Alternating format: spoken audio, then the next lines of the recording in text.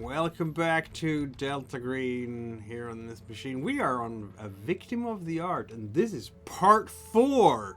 And we still don't know. And we know what the victim is. What is the art?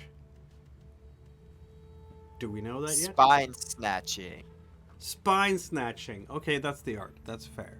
Okay, yeah, it probably might be.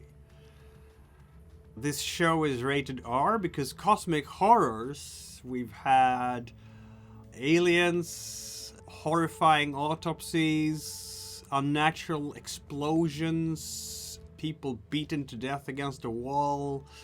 Oh yeah, surgery. Lots of surgery, apparently. And other such horrors. Because this is Deltarine, and Deltarine is cosmic horror. The agents are slowly going towards their demise, whether they know it or not. Z-Cell? I sure hope so. Who is with us this time? Please introduce yourself and your agent. I'm Briar, and I'm playing Dr. Alex Blair. I'm Corvus, and I'm playing Jareth Driston. And I'm Coach, back with Agent Adrian Follis. I'm Harper, and I'm playing Bryony Talbot.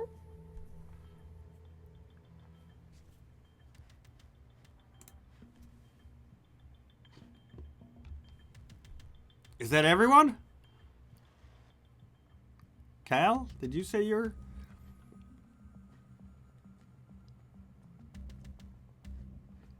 Is Cal there? We don't know. It's muted. I'll go try to summon them. Use your magic powers. Manifesting. Manifesting, yeah. Yes. Meanwhile, last time, we're still on the first day of the op, you guys. You've been very busy this Friday, October 24th, 1997.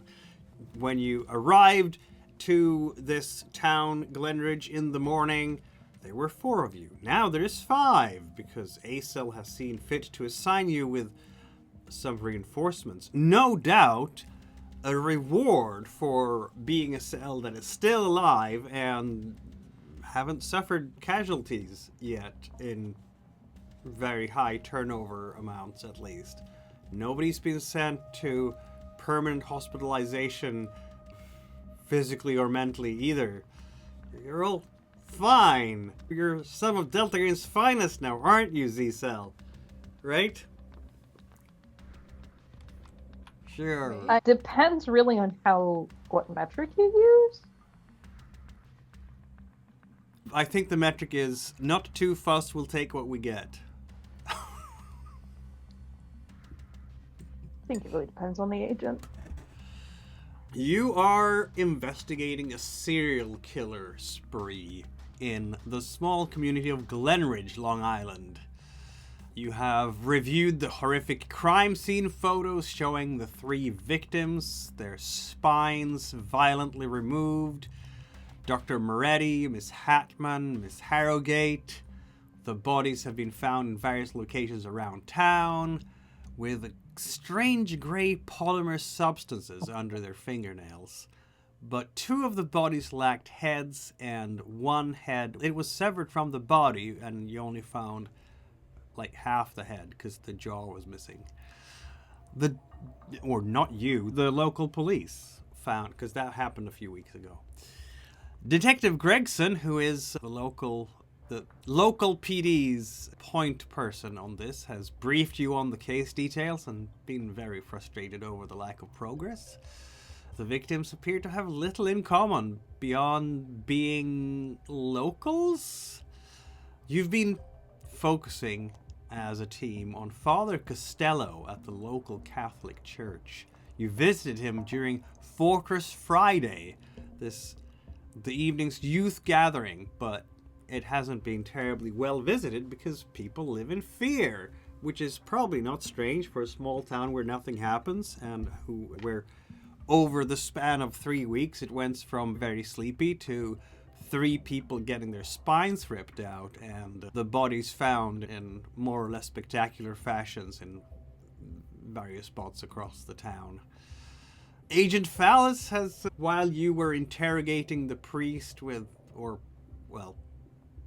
distracting him in conversation and prayer, Phallus did some searching in the priest's office, but found nothing immediately suspicious. You've been having your supper, you met some frightened teenage employees who were scared about the killer. Detective Gregson joined you, wanted some results. You didn't really have much in the way of results. She was very frustrated and stormed out again. And now you're going to do some nighttime surveillance of the church and the priest's residence, suspecting that he might be hiding something despite appearing normal on the surface. The plan is to break into his house, the priest's residence, while he's being distracted at the church, and then when he goes back to his house, you're going to search the church basement later in the evening. That is pretty much the plan, isn't it? Have I summarized your ideas correctly here? Yeah, Believe so. sounds right. Yep. Yep. Very well. I Since can we're... distract the priest while y'all do What was your that? thing. I was just saying, I can distract the priest while y'all do your thing. Distracting the priest obviously involves going inside the church, doesn't it? It's Yeah. late-ish. By now, the church is certainly starting to close up. It's going to be closed in about an hour or so. So, who is going to go on distraction detail? We said Talbot. I have a feeling Phallus will not be on distraction detail because he is, in fact, your break-in dude, isn't he? That's the idea. That's the idea. So the question then, is anyone else going to go with Phallus for the break-in, or are we trusting him to do it on his own? Because apparently that is his expertise. And if someone else goes in there, you might just mess the whole thing up.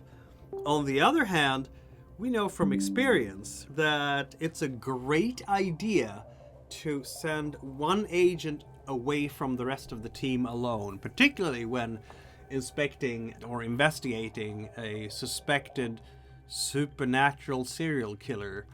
One of the guys good at punching stuff should probably go. Yeah.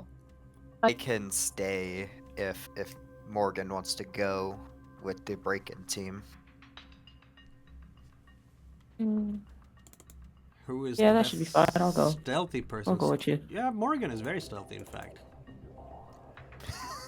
Alright, so Morgan and Phallus will attempt the break-in while the 3 of you are attending church for the 3rd time today. Oh, really pissed. I've got many sins I wish to get off my chest. Gotta You make do, up for don't that. you? I have a Yeah. lifelong of sin that I need to wash off. 3 days of church every single day. Yeah, that must be the case. Math adds up there.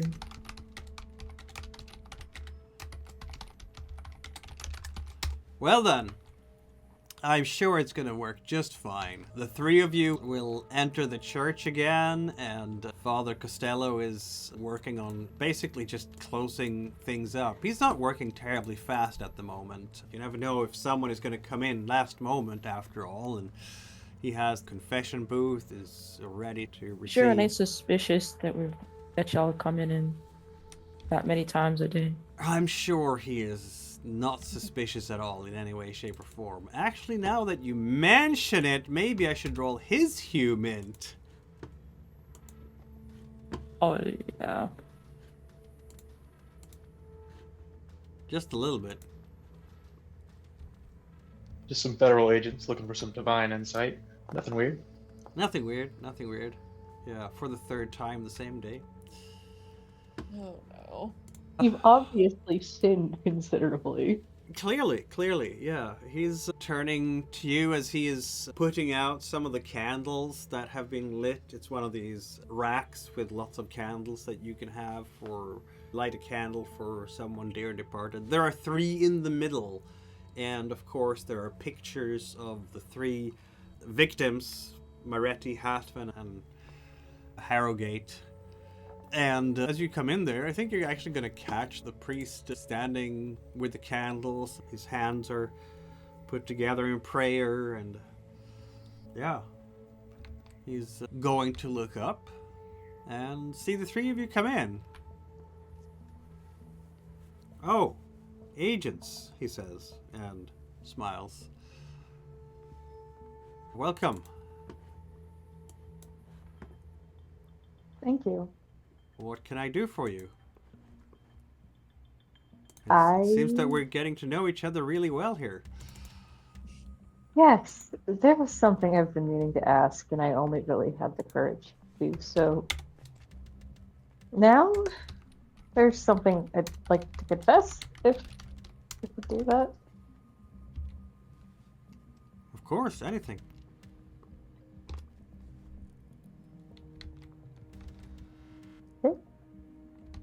I'm gonna walk over to the booth and wait for him. Okay, yeah. He'll... Oh, yes, of course. He's gonna... "If you'll all excuse us then," he says to Blair and Dristan. Just a nod. Yeah, Blair just nods too. Alright, so Costello and Talbot will go into the confession booth, because Talbot has something to confess. I couldn't figure out how else to distract the priest. That's a solid play. I did not think of that. Yeah. He seems completely oblivious to any foul play at the moment, as far as you can read him, which honestly isn't super far, but it's something, I guess. Forgive me, Father, for I've sinned. It has been 16 years since my last confession. Of course, my child.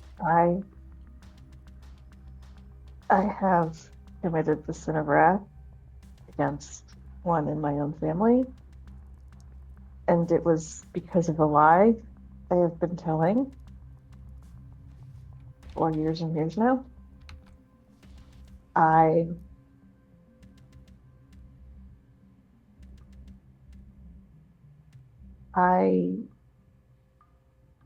cut ties with my own mother because she was trying to set me up with a husband, and I want that. I'm a federal agent, and there are just things I can't tell certain people. And Of course. I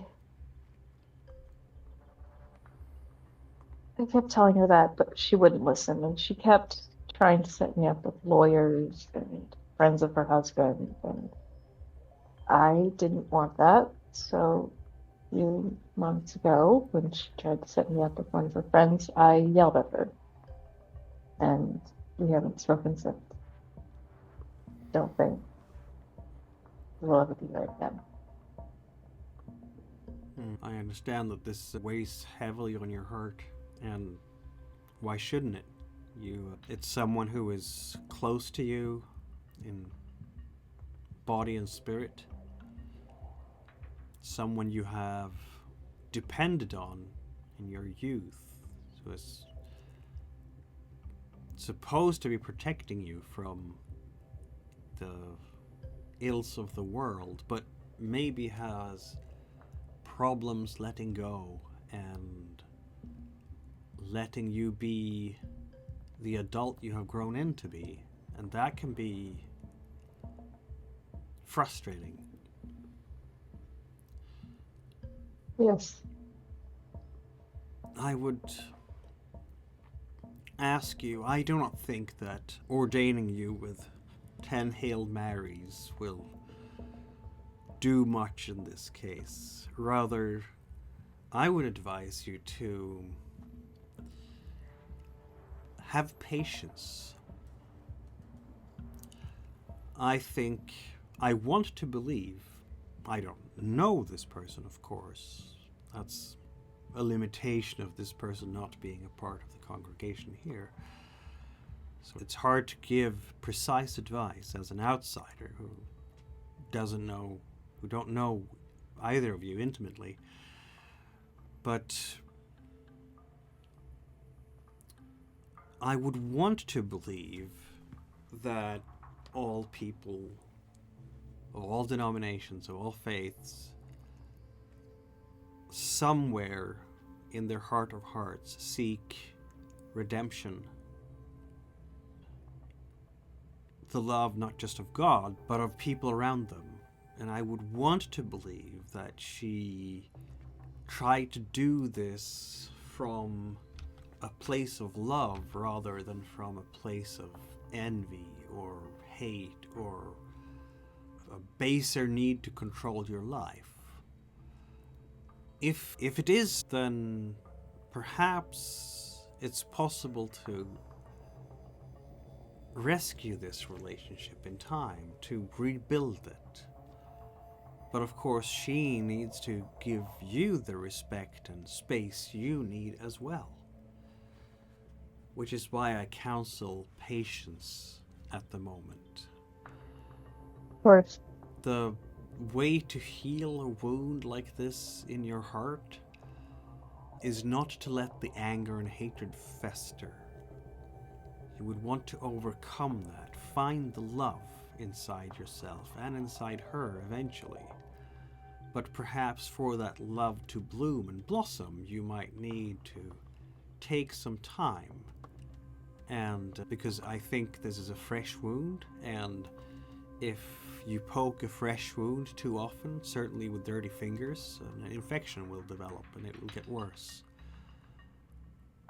But perhaps if the wound has some time to rest and the healing process inside the souls of both you and your loved one gets a chance to act through time, perhaps this is redeemable. Since you were the one who initiated the cutoff, you will be the one who will have to take the first step to heal this bond again. But you shouldn't rush unduly. Take your time, find your peace, and approach her again when the wrath has dissipated. That is what I would advise. Thank you, Father.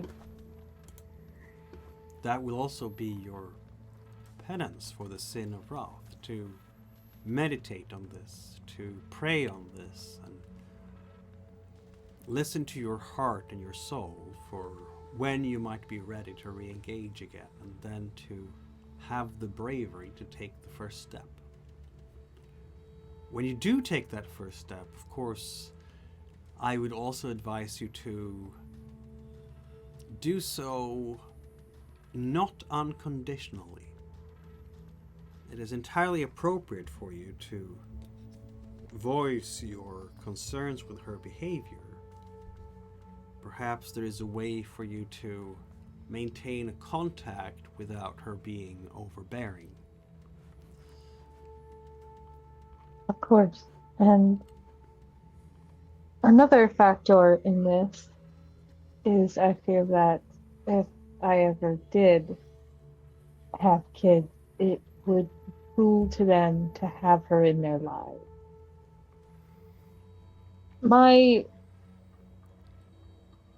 My grandmother moved here from Sicily, and I would spend a lot of time with her. She would teach me to cook, to sew, and even to speak Sicilian.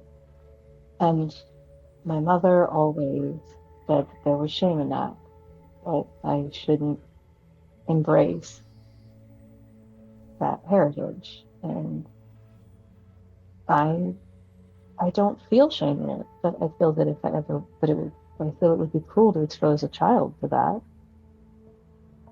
And I don't know if I should reinitiate contact if that's how she's going to do. Use caution. I think Also, that maybe the question is a bit early until you are ready to start a family of your own. And I'm so just thinking. the conversation in the Yeah. confession booth continues. I'm just bringing up more and more stuff. Yep. It's like, I haven't been to therapy in a while. So I'm using this opportunity. I've got a captive therapist. Yep.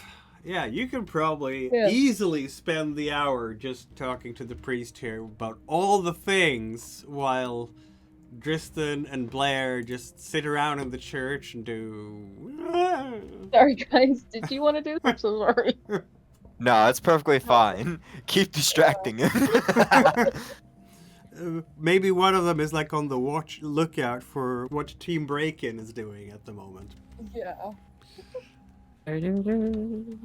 Speaking of Team Break-In, what are we doing right now? Phallus is the break-in guy, but both of you are pretty good at sneaking, aren't you? Yeah, I think so. I'm very good at eyeballs. What? Nice. Eyeballs? Yes, eyeballs. A search Morgan, that is very nice. You're looking for eyeballs? Is that what we're saying?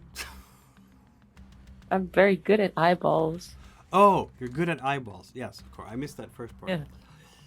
That being said, if there are And any not eyeballs, having I'm looking for eyeballs those. look at me. Please don't look at. Please don't look at Morgan. Morgan is invisible. You cannot see, hear, or perceive her in any way. Just the way she likes it. Nice. Very well. Then I guess first things first, just basic layout of the house. How many actual entry doors are there? How many floors? And when I do the once around, do I see any of those little basement windows? That was a lot of questions. It's a very, I'm not going to say a big house. I suppose it's big enough to have a family of 4 in there, but since it's a Catholic priest, you can't expect that part. I guess they've just given the priest here a house that,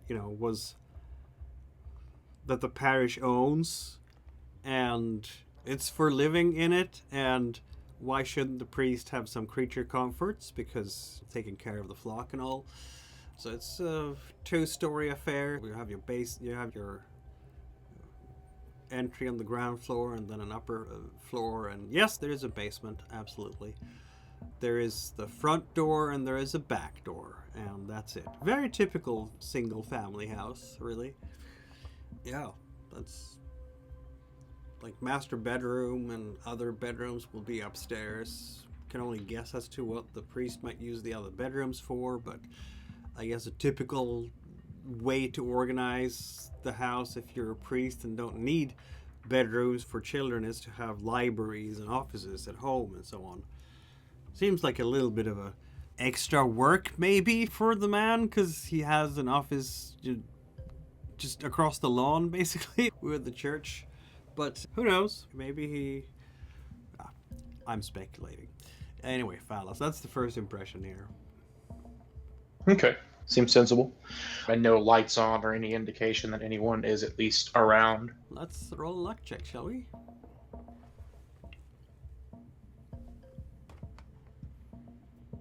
Do that? Yes, please. You go to the top Where of the is- character sheet, and it's on the black border on the top where you have the 3 dots. You click the 3 dots, and one of the items on the drop-down menu is roll a luck. Oh, okay, up top. I see. Yeah. Look at that. No lights on right now. There's going to be a light over the front porch, but in terms of the house, it seems that no, you can't see anybody through the windows, that's for sure. Okay. If the front porch light is on, and I know there's a back door, that's going to be my approach. Very well. The back door it is. Why don't we do a search check, and a stealth check for both of you? That's what I wanted.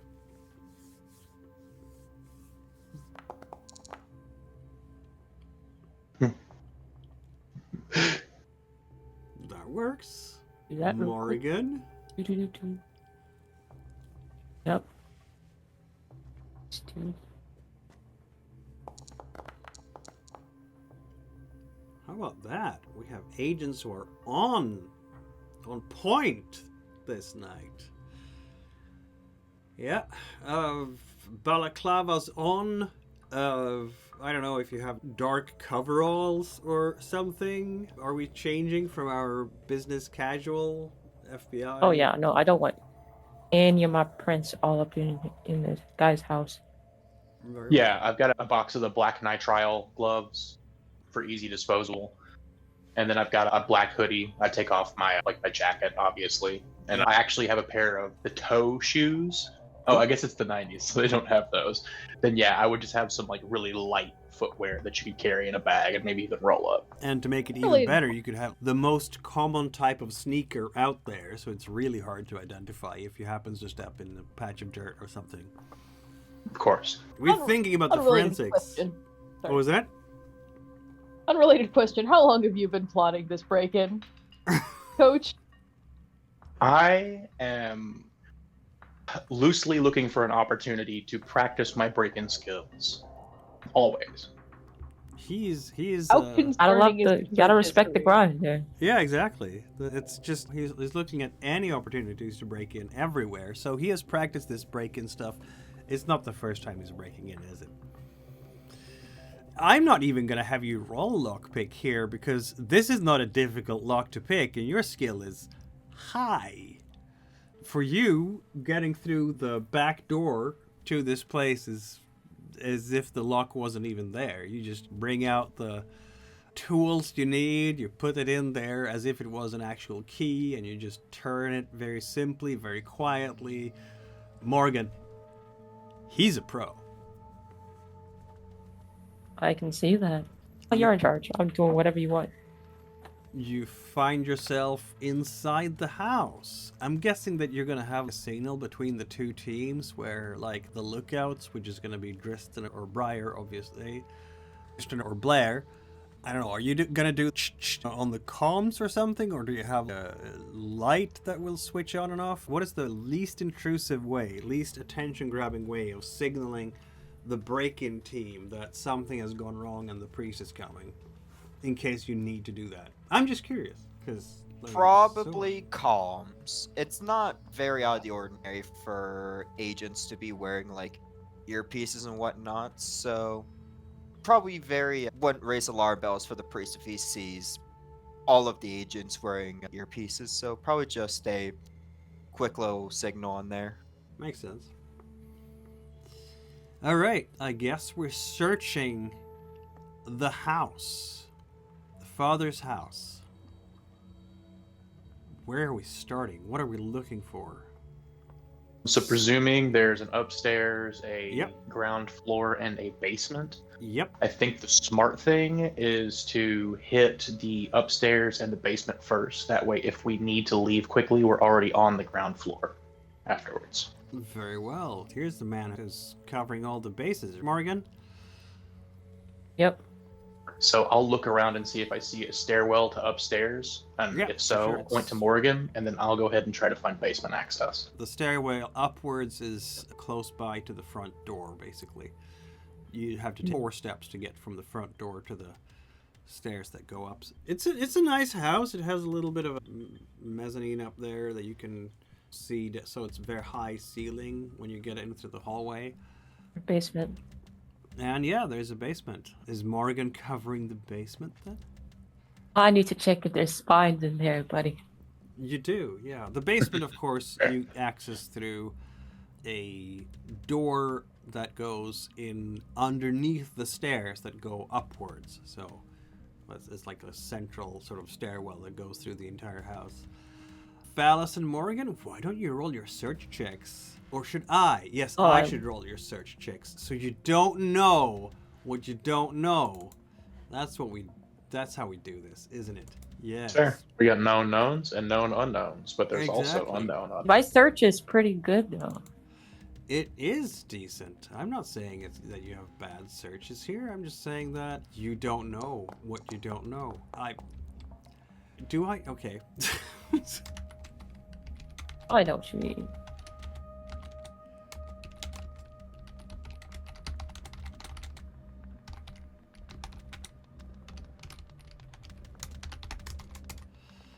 Well, Phallus, you are looking around upstairs, and there is an office, there is the main bedroom, there is a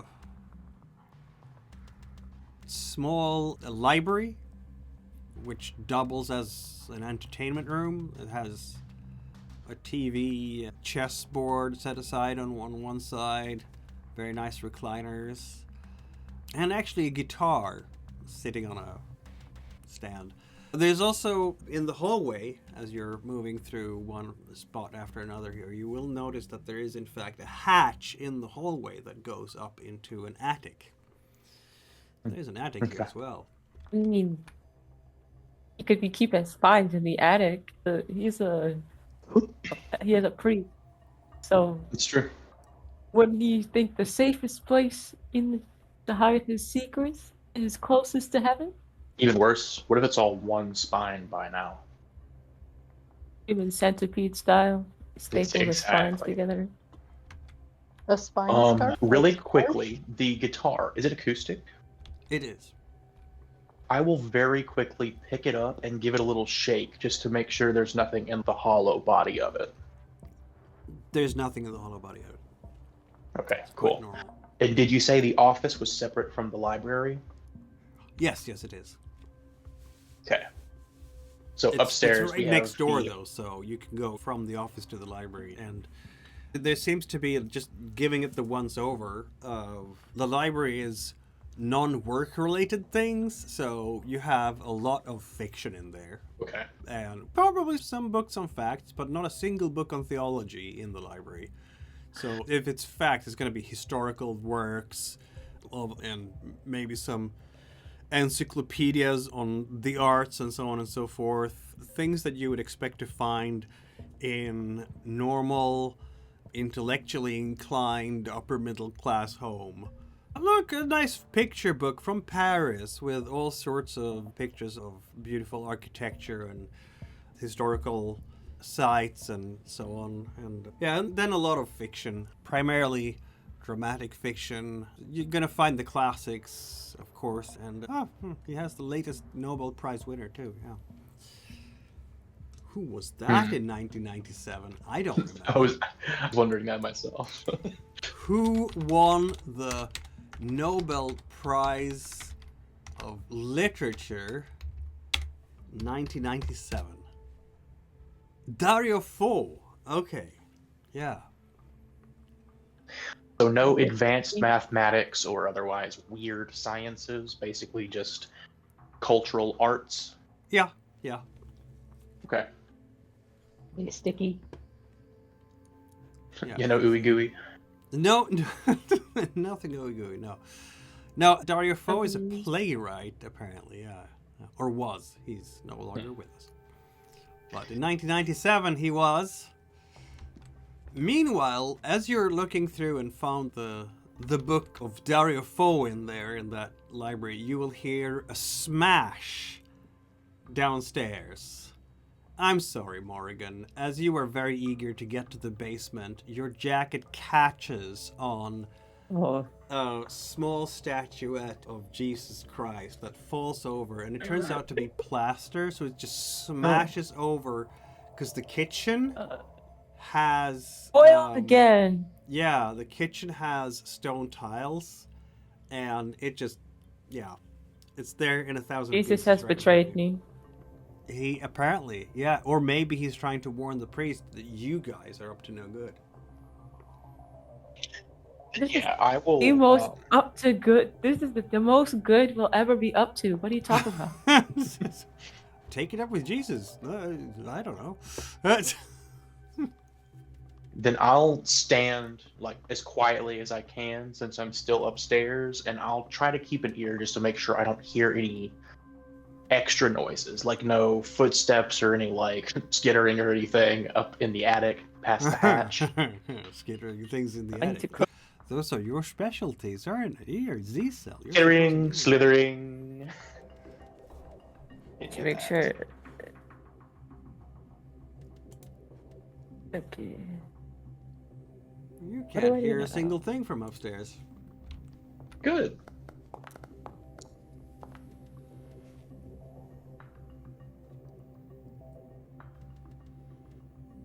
Morgan, what are you doing there, standing frozen in the kitchen, just this close to the basement door? Contemplating light.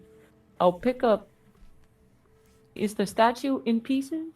Yeah, it definitely broken? is. In like 1,000 pieces. The base is still there, but there is a lot of like very small pieces on the floor, and this is gonna be missed, Morgan. This is gonna be missed. You're not gonna glue it back together, I'm afraid. We don't have a warrant. You do not have a warrant. This is highly illegal what you're doing right now.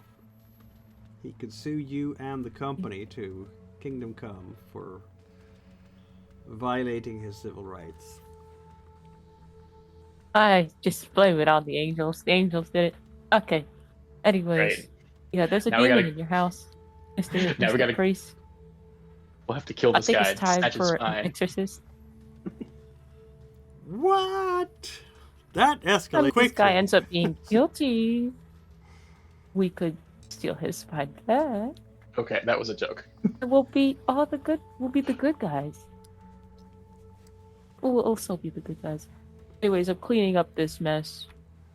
Yeah, so the time you would have needed to get downstairs into the basement and search through the basement I'm is taking instead, it with me to the basement. Yeah, is instead being I'm taken gonna up by, dump all by, the by you cleaning up after yourself. Fellas, meanwhile, nobody has reacted. The cops are not busting down the doors. There is no sign that any alarm has actually gone off here. Everything is quiet. That's good. At least it was like plaster and not like porcelain, so it didn't make the stock pot break noise. So I guess since I'm already upstairs, I've checked the library. I may as well peek in the attic real quick and give that a once over. Very well. The attic is not very inspiring storage facility. There's some boxes up there. Maybe wasn't able to squeeze it in anywhere else. But not a whole lot, because let's face it, this is a priest, a bachelor priest. How much stuff can he collect over time? Who knows if it's even his stuff? You don't know how long the things have been up here. Fair point. Does it appear to have been recently accessed? Is there a bunch of cobwebs or like a more well-tended path that would imply it's got frequent use? Someone is taking care of it and making sure that it doesn't get super dusty. But that doesn't really tell you much about its use. It could just as well be the sign of a overly eager housekeeper who wants to keep dust away from everywhere in the house, including the spaces the priest isn't using. Okay, so I guess, is it more of a finished attic, or is it just like the top beams with the insulation, Yeah, just it's- like a couple? It's the top beams and so on, yeah. Okay. Yeah, do the books look, or the boxes just look like fairly standard cardboard boxes? Yeah. Nothing like weird, no old trunks or like scary jars or anything? No, none of that. They even have a brand from, I guess, a moving company. Okay. Then yeah, I'll go ahead and get out of here then. I think I still need to check not the library, but the office upstairs. But yeah, I'll roll a search in the office. Yeah, Morgan, you have cleaned up the mess after yourself. Yep. What's your next step? Basement time. Basement time! Alright. I'm gonna check out your basement. Going down to the basement, and we're gonna have a look in the basement.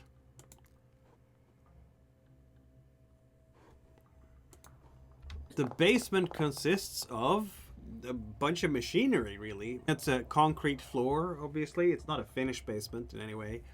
You have your water heater, you have your utilities like the washing machine and the dryer down there.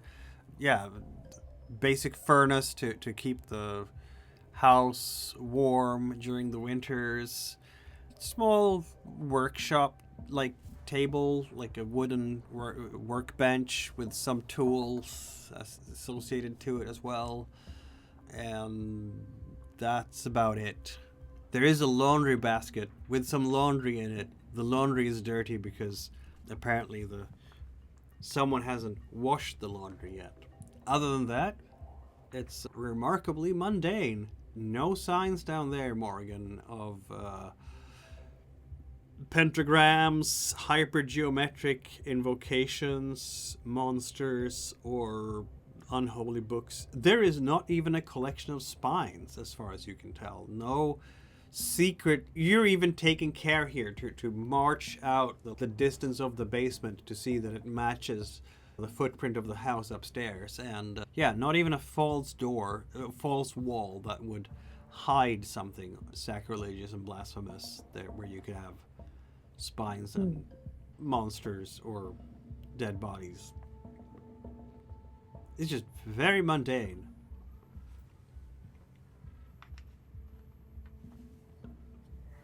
Could probably blame me breaking that statue on the killer. He's been known to bust into people's houses, right? Yeah, Unpredictable. in a very dramatic fashion. Yeah, he Mr. Priest, you're next. Sorry. Busted into Lauren Harrogate's house. You're just lucky by you aren't. literally smashing through the Just French lucky you door. aren't, Yeah.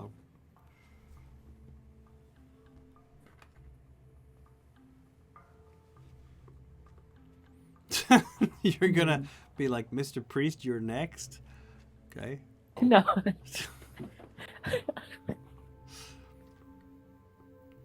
The spine belongs to the angels now. Anyways. Possibly. Fellas, Morgan, you're gonna meet up on the ground floor again. You've been in here for a good number of minutes. You don't know how much more time you have, and so far it's just been desperately normal. There's no signs of... Of course he's not gonna keep his freaky shit in the house. That'd be condemning. That's where I You keep just my gotta freaky make shit. extra sure.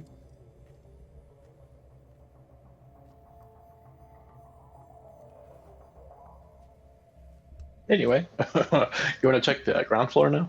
Yeah, for sure. Sure.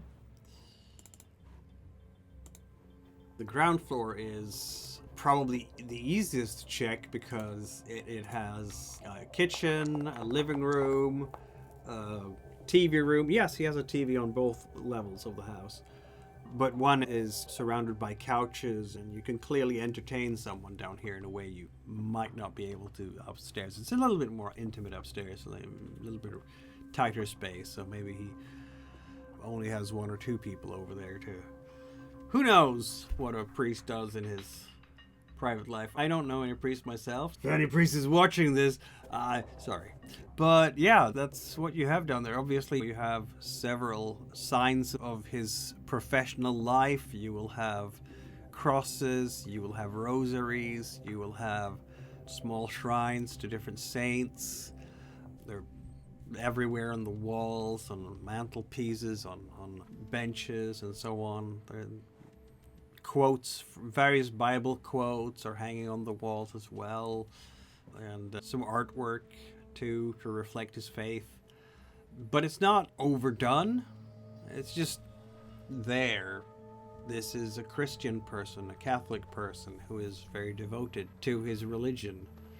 Yeah, while Talbot has been sharing all her traumas, not exactly all her traumas, because I don't think she's going to start speaking about ooey gooeys and sorcerers and such, and The bees. weird, yeah, the bees and Oh, the the weird bees. houses, but And having your brain removed. and having her, yeah, there is a lot of things And then she put- cannot speak about with the priest. But there has also been a lot of things you could speak about to him, so you've taken your time, and eventually he's just going to have to say that this is There's too many fine and sins. good, and I need to leave now because it's Friday night, so on and so forth. He's going to do so very politely, Talbot, but eventually he will do it, though I think you're going to be able to stretch it out a little bit Why don't you roll a persuade check for me, just to see how much time you can buy for team break-in. Got it. Quite a bit of time, apparently. I'm going to say that Falcon Morgan has an hour to search the house. Yeah, she's just talking, and I think if Dristan or Blair had Donkey Kong or something, they would be able to. But you're on duty, so you're not supposed to play things like that. Suffice to say is that Dristan and Blair are going to have a fairly boring time while Talbot is spilling her beans in the confession booth. And Phallus and Morgan gonna come up empty. You have searched the house as well as you possibly can under the circumstances. You're not gonna take sledgehammers to the drywall. You're not gonna bring out your crowbar and break into whatever places you might think might hide some nook or cranny. You have looked through everything as well as you possibly can. I'm gonna let Phallus roll a computer science check to get into the priest's Apple computer. It's a Macintosh. Those can't be hacked. There's no viruses for those. Exactly. So that's why you have one of those. Let's see. Unfortunately, I did fail. You did fail. Oh, that's sad. Just because I can, I'm gonna post the model of the Macintosh in our Discord chat because you need to be aware of the glory that is the high tech that this priest has. It's about 5 years old. Yeah, you're not going to get into the computer in this amount of time. Not sure if it's because you're nervous or because you were distracted by other things, but you are not getting into this computer today. Maybe it was just a very clever password. Probably. Jesus is love 45777. I will try one final password. It's going to be a Bible verse. It will be Job 3:2. It wasn't. Dang. Yeah. At least you haven't left any fingerprints around, so that's all good. Right, Morrigan? No one knows you broke your Jesus statue, Mr. Priest. Yeah, you did break your Jesus statue. So, what do you have to say to Phallus about that? And how are you going to exit this place now that you've searched it and found nothing,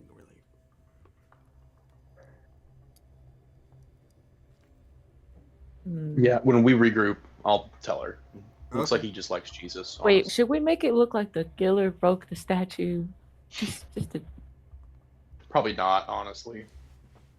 Okay. Things are weird in town, but unless we're killing him and taking his spine out to implicate the killer was here, I think that's just a little bit too far. Okay. 'Cause I don't want them to be like, this broken statue's like another part of this mystery. Phallus. One way you And could make it like it feels like a crazy. different person because they look like they were trying to hide it instead of busting in through the door willy-nilly and dragging people out to snatch their spines like the other guy did it. You could I'm get just real saying. crazy with it and just destroy all the religious iconography in the house and make it look like some sort of demonic event. Might spook him more than get him suspicious, you know what I mean? That being said, we should probably just leave. Yeah. All right, we're just That'd leaving. take too much time anyway. You have taken a bit of time, yeah. It's dark outside now, of course. By the time you get Sneaky out, creepy. it's been an hour. It's now 8:30, and it is dark because it is New York in October. So, yeah, you're getting out, and Team Distract the Priest will get the signal in whoever is wearing the earpiece that we're out, basically. That's what we're doing, isn't it? I'm thinking, probably. And I'll make sure to lock the door with the lockpick gun behind us as well. Yeah, for sure.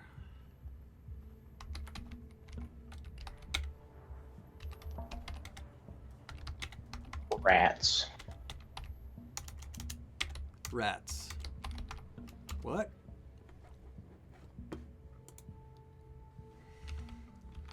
Yeah. Like No, draft. it's definitely dark by now. The sun sets around 6. At this hour, yeah, it's going to be pitch dark pretty much.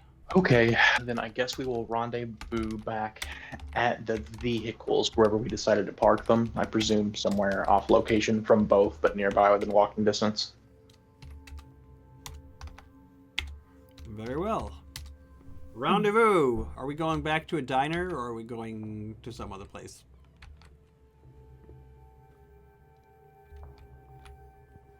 So, aside from the floating detective who's a little antsy about the situation, is there any other thing that's necessary for us to do before hitting the sanitarium tomorrow to catch the witness? If we Getting still blackout want drunk? to, if we still want to check the basement of the church, but Right, then wanted again, to do that it as well. Yeah. All it right. could just be a dead end as well and waste of time. It's up to y'all.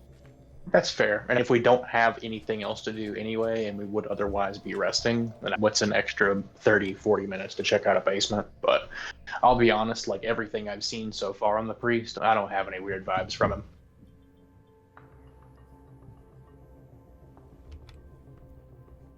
What was it that kind of set off a red flag in the first place?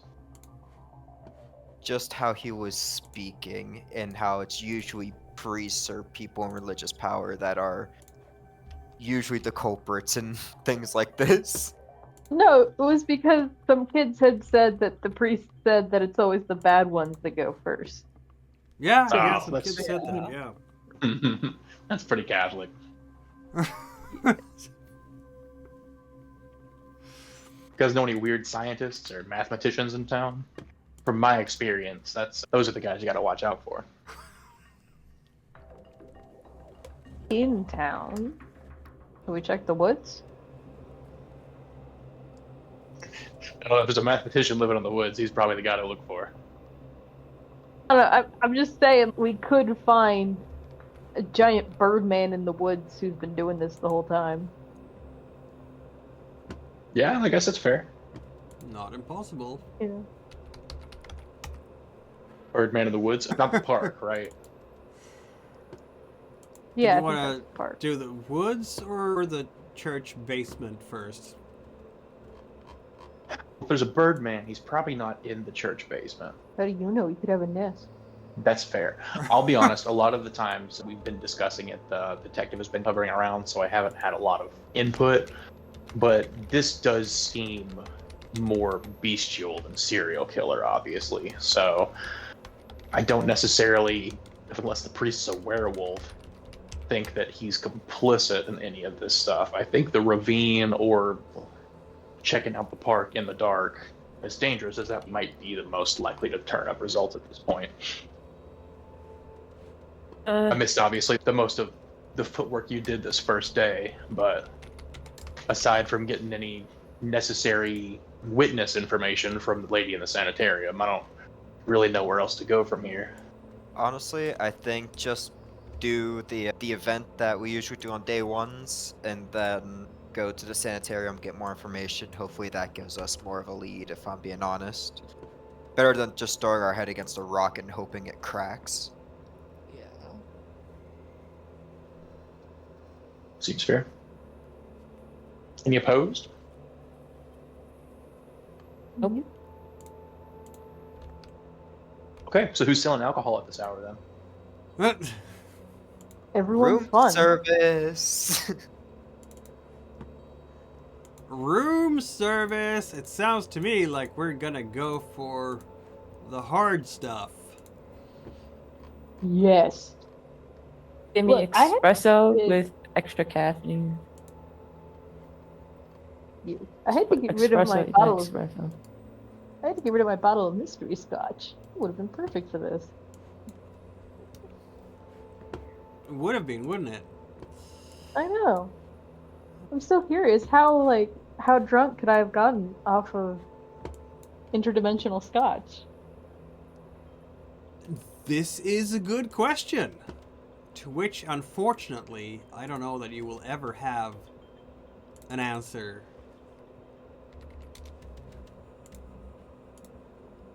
Very sadly, but that's where it is. Alright, so this means, of course, that, yeah, we're off the skullduggery part of this, off the sneak 'em ups, and just into the motel. Yeah, you don't really have a nice hotel here in town. It's more of a motel, really. That's what the company's offering up for tonight. But you can all gather in one of the rooms and bring your own stuff to drink, as it were. It's been a long day, and Morrigan is the one with the coffee. You could do it an Irish coffee. That's caffeine and a... Anyway. No one tells you what to drink coffee.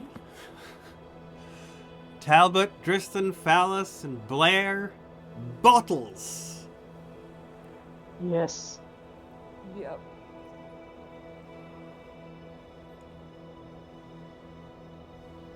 Just a big bottle of Jack Daniels in my hand. Yep. I want one of you to roll a luck check, please. I'm ready, unless anyone wants to do it. Nope. New Go guy gets a ahead. luck check. Okay. There you look went. at that. Alright, yeah. Who opens up the first toast, and what war story will you tell? I think since I already talked about, or at least hinted to, the Pressure Man, I think I'll go ahead and lead in with that. Alright. And I am drinking whiskey and water to try and alleviate the hangover that I presume I will be facing tomorrow, regardless. That makes sense. But yeah, I'll get everybody all gathered around. I'll tell the story of the Pressure Man. I think it was back in 95. Let me go ahead and make absolutely sure.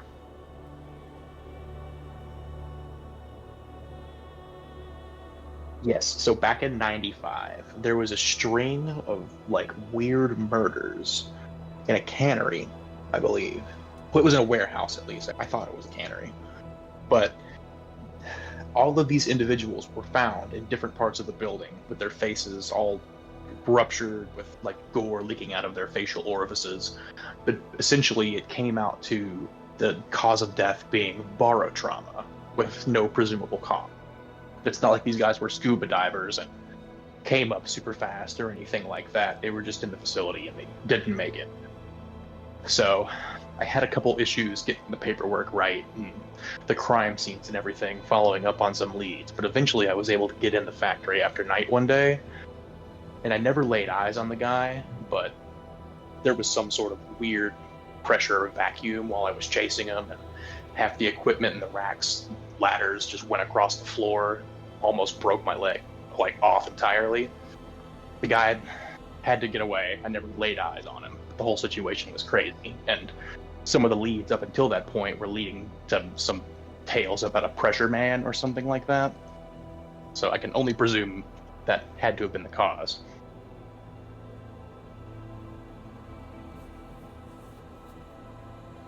Would I know of any supernatural creatures fitting those descriptions? Would I? The Would any of us? answer is no and no. Dang it. I have a natural. I know. Yep, no idea. Actually, no, I don't have a natural. There's I have a lot cult. there's a lot of weird stuff out there. That does not sound like fun. It wasn't. Honestly, it was pretty terrifying. The downstairs portion was just maybe like a little 6x6 like spiral staircase, like down into cutaway portion of the concrete floor leading down to the next area. But everything was moving towards it, just like water was rushing into a drain, and it was just open air. Like, it was a very scary situation. I think they ended up ruling it as some sort of weird industrial accident on both occasions, but I know better. You do know that, Yeah, don't that- you? Definitely doesn't sound like an industrial accident. Yeah. Usually those are more explodey, less implodey. Well, I don't know how a cannery works or how the pressure buildup like is necessary or required to seal a can, but I would presume not so much that it has forklifts rolling uphill. Yeah, generally not. Probably some more rolls. I don't know why I'm rolling. Why am I rolling? I don't know. What if there's so many? Very suspicious. There's a pipe bomb under the bed. We all explode and die. Yes. Living the dream. A freaky spine stealer is lurking outside our door, waiting to take our spines. I get a response to my question. Is that what you're rolling for? Oh my god.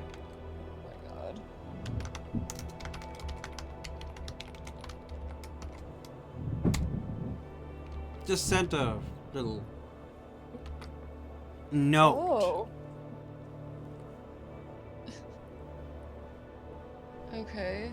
Blair's gonna speak up. Please do speak Could it up. We have can been- hardly hear you because the microphone is very low. It's low again? Yeah. Hold on. Is that better? Very Yes. slightly. But yes. I just bumped it up again. Good. Okay. But Blair's gonna speak up. There have been some. I actually have no idea how to pronounce that. Chain spell? Oh, Enoki. Enochian? Inaki? Yeah. Do you know? It's weird you say that. I think somebody did mention something about that at the time. Like an Enochian air something, maybe? Possibly. It just. I don't know much, but I've heard it in passing. Yeah, that was the part of the crime scene I wasn't able to get the right paperwork for, and they pressure washed whatever chalk outline was in that area. But an informant or someone nearby did mention something about that that did stick.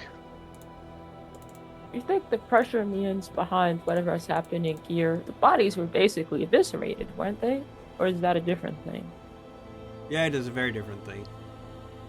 Yeah, they Okay. still had their heads and spines and everything intact. It just seems that they had a. I don't honestly know how it works. It's like a pressure differential that causes the insides to become a little bit outside. But Yeah. It depends on how quickly the pressure changes. If it's very rapid, you might actually explode. So, I've seen that one thing but even if it's not where that guy in the fast, diving you're bell gonna got. get poisoned by.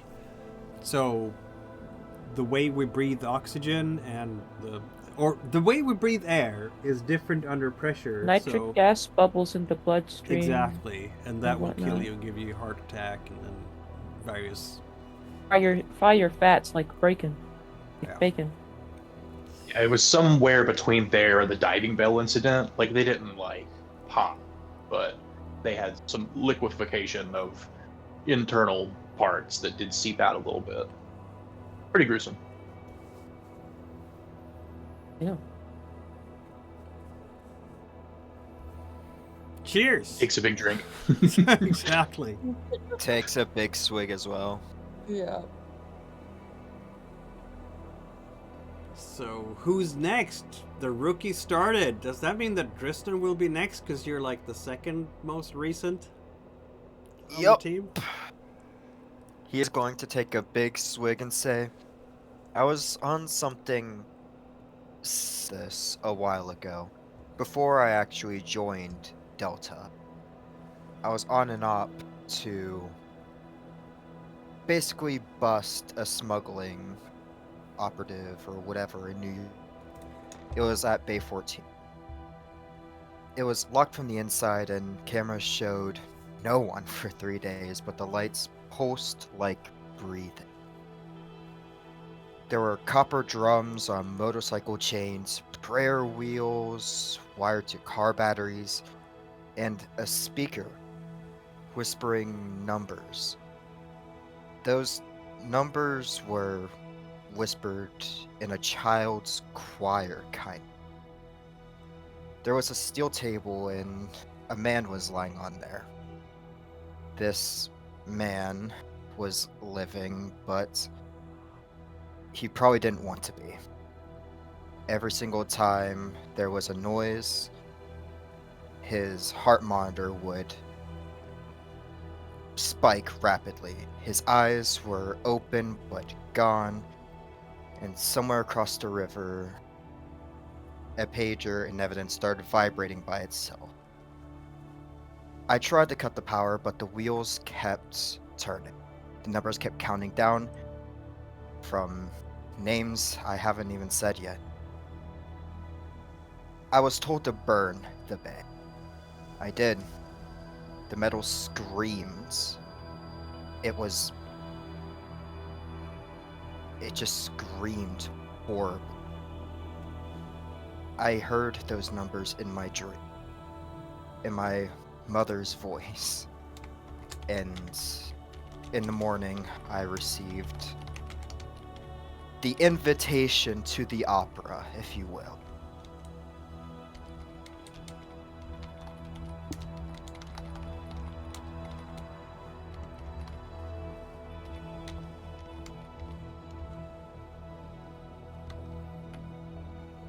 Cheers. Yeah, I'll take a Silence. little bit bigger of a drink that time. Silence around the table. I drank half the bottle in one swig. Yeah, I think Talbot's given up on mixers at this point.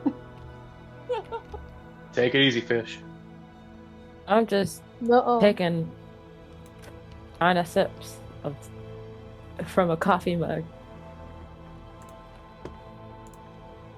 Yeah, speaking of which, you're next. It's very. Because you're like the third most recent. You're a veteran in this group Yeah. now. I did tell you about. And I did tell people who came before you about my aversion to mirrors. No. Yeah. It's been a bit. There was an incident back when I was still in military service, where I was in Honduras for a little bit, scouting, gathering intel. It was a miserable experience. Wouldn't want to do that again. Hate hot places. I was very unlucky enough to find, I'm pretty sure, what was like the setting of some very wacky cult activity. Yeah, we don't even know how they died. They just were dead. There was like nothing. There was nothing on their bodies telling them how they died, what killed them. They were just on the floor, arranged in a circle. And at the center of it was a weird piece of wood with a mirror on it, like a glass shard. And I, stupid motherfucker that I am, looked in the mirror and got horrible nightmares for a few weeks after that. It was terrible. There was some real unnatural crap happening. Like, I looked in the mirror, face was wrong. See the faces of those people sometimes. Started speaking a language I didn't understand.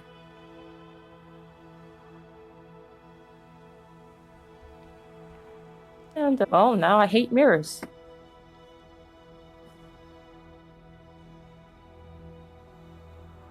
Sorry, I'm bad at this storytelling thing. Please don't ask me any more about this. Everybody drink. Nah. I do have one question though. Did we ever have you take a look at the mirror shard that we found at Club Apocalypse to see if it was the same one? No, we haven't done that, I don't think. Oh. Okay. Oh god, I know don't what bring I'm that doing. shit anywhere near me. Know what I'm doing with my downtime then? Oh my god. Talbot, you're next. Everybody's... yeah. Should we roll a constitution check for everyone? Because you had a few drinks by now? Yes, we should. Of course we should. Except for me, maybe. Phallus is fine. Ooh, I'm not fine. I'm not Blair fine is either. not fine. Statistics. Do I have to Talbot roll is one? drunk. I'm not drinking, but You I should have be to roll fine. one.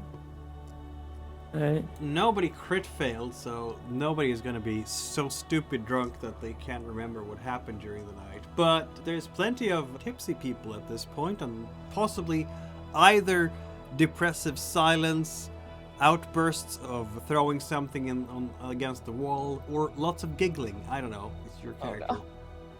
I start Sounds taking solid. apart my gun, cleaning it, and putting it back together again.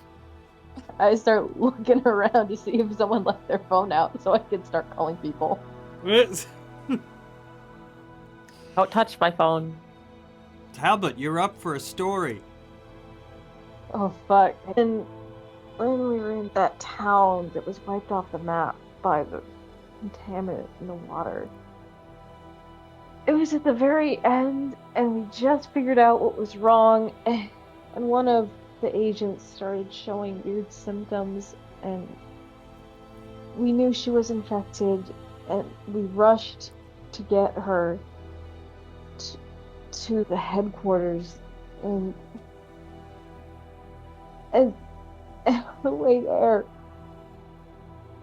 just her gut fell out in the back of the car while I was driving, and I couldn't do anything. I drove as fast as I could, but I didn't get there in time. She died. She died. She had a life. She had a family that still cared about her. And she just died in the back of my car.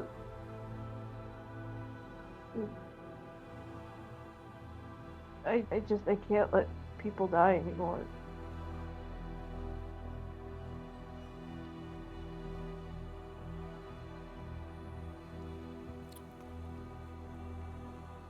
Blair remembers Sure. that, don't you? Yeah, Blair's not doing fine right now. He's just silent. I'm Tristan probably is gonna get up just and go somewhere. Mm. Probably my own room. Maybe the closet, just somewhere else. But Blair hasn't told this Oh, sorry, Blair. story I thought you were skipping. I'm sorry. No, I just said that Blair Yeah. was there when it happened. In the car Oh, where it sorry. happened. Yeah. There was so much blood. Okay. Everywhere. Blair will speak up after a moment of just having to shake those memories away. I guess I'll mention the time that I first got exposed, which Talbot joined partway through that mission, was in Davies Landing. Small town. Just started off with finding organs stacked and organized into towers.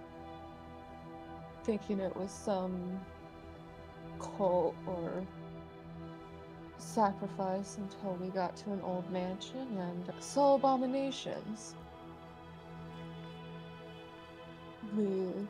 I don't know how we made that out. They ganged up on us at some point, and I guess we just got lucky to manage to finish them off. Yet the bodies became nothing, like dust, or simply vanished. There was no evidence left behind of what they were.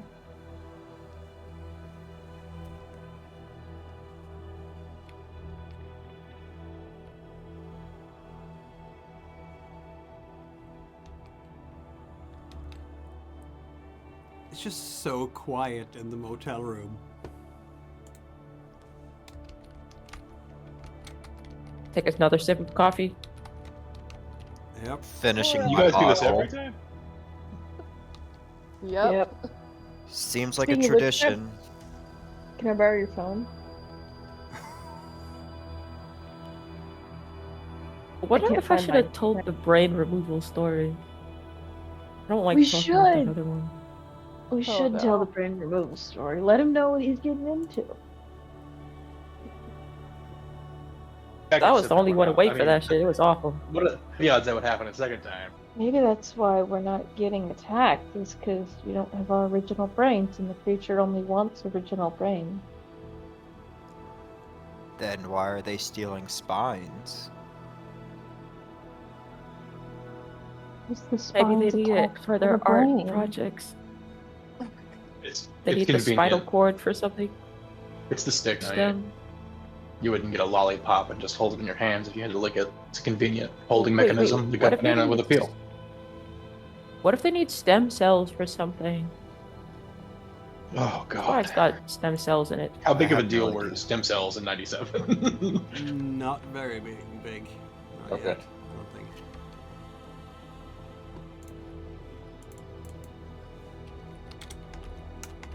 I think it was like the early 2000s.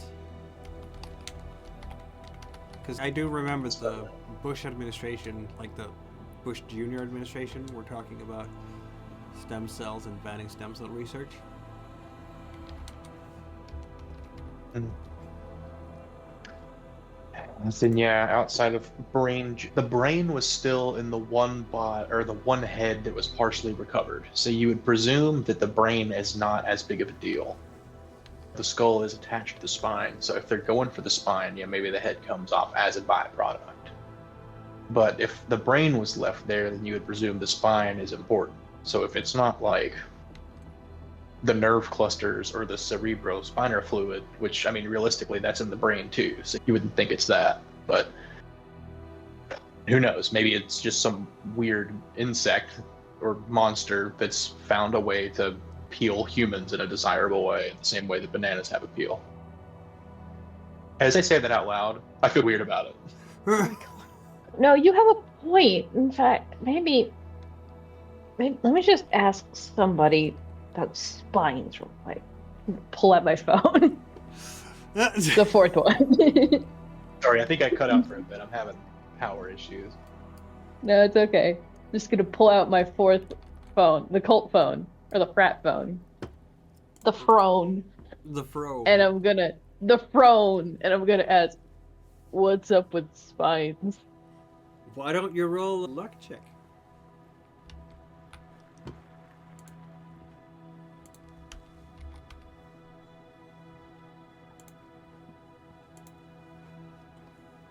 What is up with spines? Yeah, That's what I was going to ask. I probably wrote something like a weird misspelling of spines too. What might you have written? What's up with spoons? What's up with spoons? Yes. Why the spoons? What's up with spoons? Why the spoons? By now, your connection is probably picking up on the fact that you're messaging more often than before. There's two SMSs coming in a single day. That's a lot, isn't it? I got questions. Clearly you have. But maybe... I got questions in a pre-Google era. Yes, it is a pre-Google era. When was Google...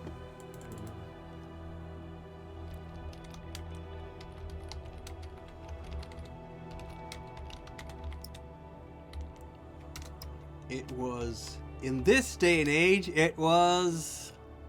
Alta Vista, Yahoo, Excite, and Like Us.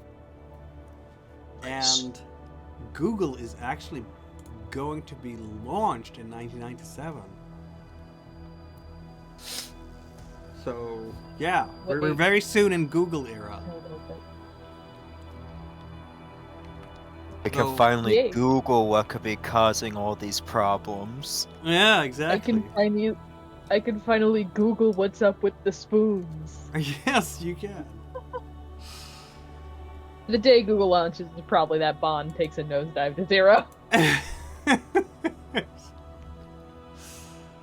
There's gonna be some slight level of inebriation here, I'm sure.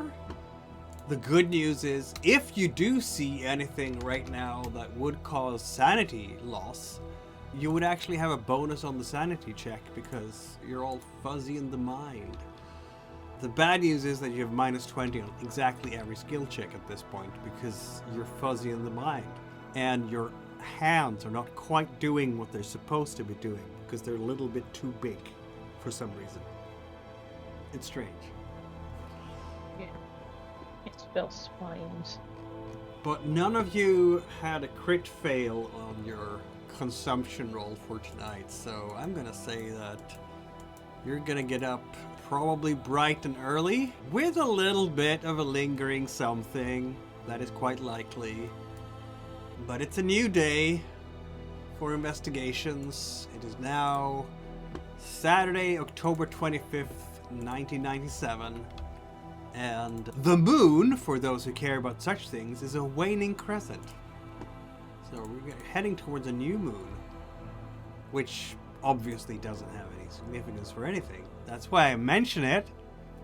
Oh. I care about such things. Oh, wait, I didn't say nothing. Oh. Let's see, who might be the first one to wake up this time? I'm gonna say it's gonna be Morrigan, unless Morrigan falls asleep last because of all the coffee she's been drinking.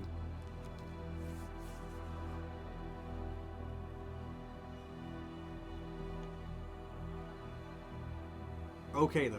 In that case, it's gonna be Talbot waking up first. Yes. Why am I awake?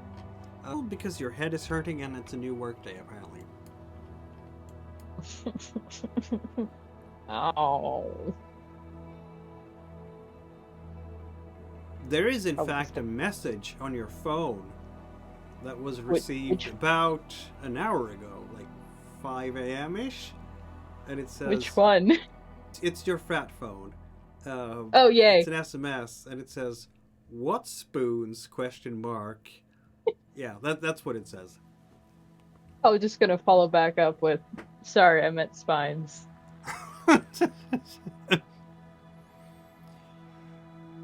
How early do you want to get out and about this morning?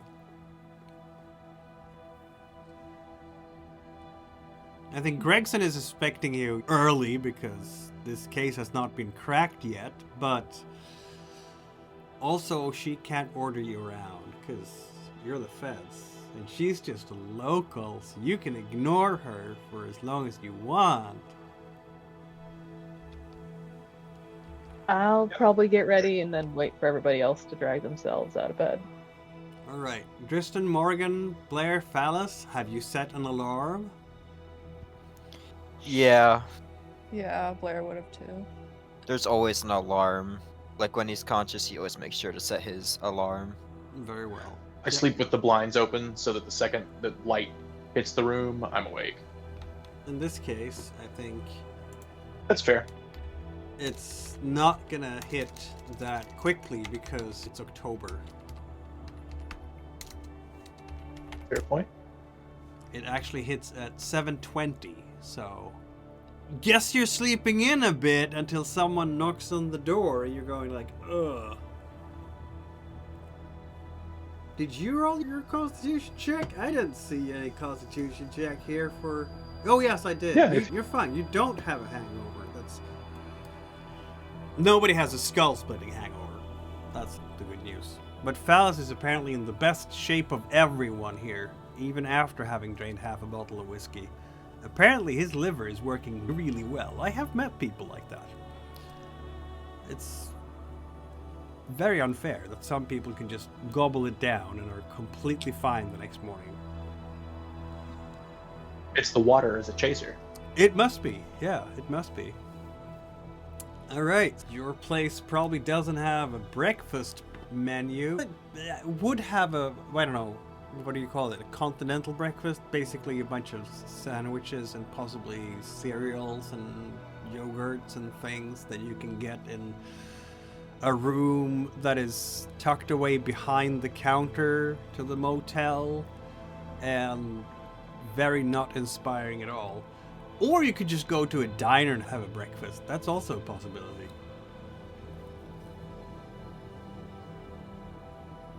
I'm down for a yogurt and a bagel if you guys want to keep it light. Yeah, probably just Oh. grabbing a sandwich and a yogurt just so we can get the ball moving today. All right. Granola bar? Is there a granola bar there? Yeah, definitely granola bar. I like take 2 granola bars and like absolutely demolish both of them. All right. You have demolished the granola bars. Like I demolished that Jesus statue. Oh. I don't say that out loud. But I'm All right. thinking it. We are back in Glen Ridge PD at the conference room. It's 7 o'clock in the morning. You're all ready to go. The smell of coffee hangs in the air because Gregson has put the kettle on. She is not taking any free days. It's a Saturday. She's coming in anyway.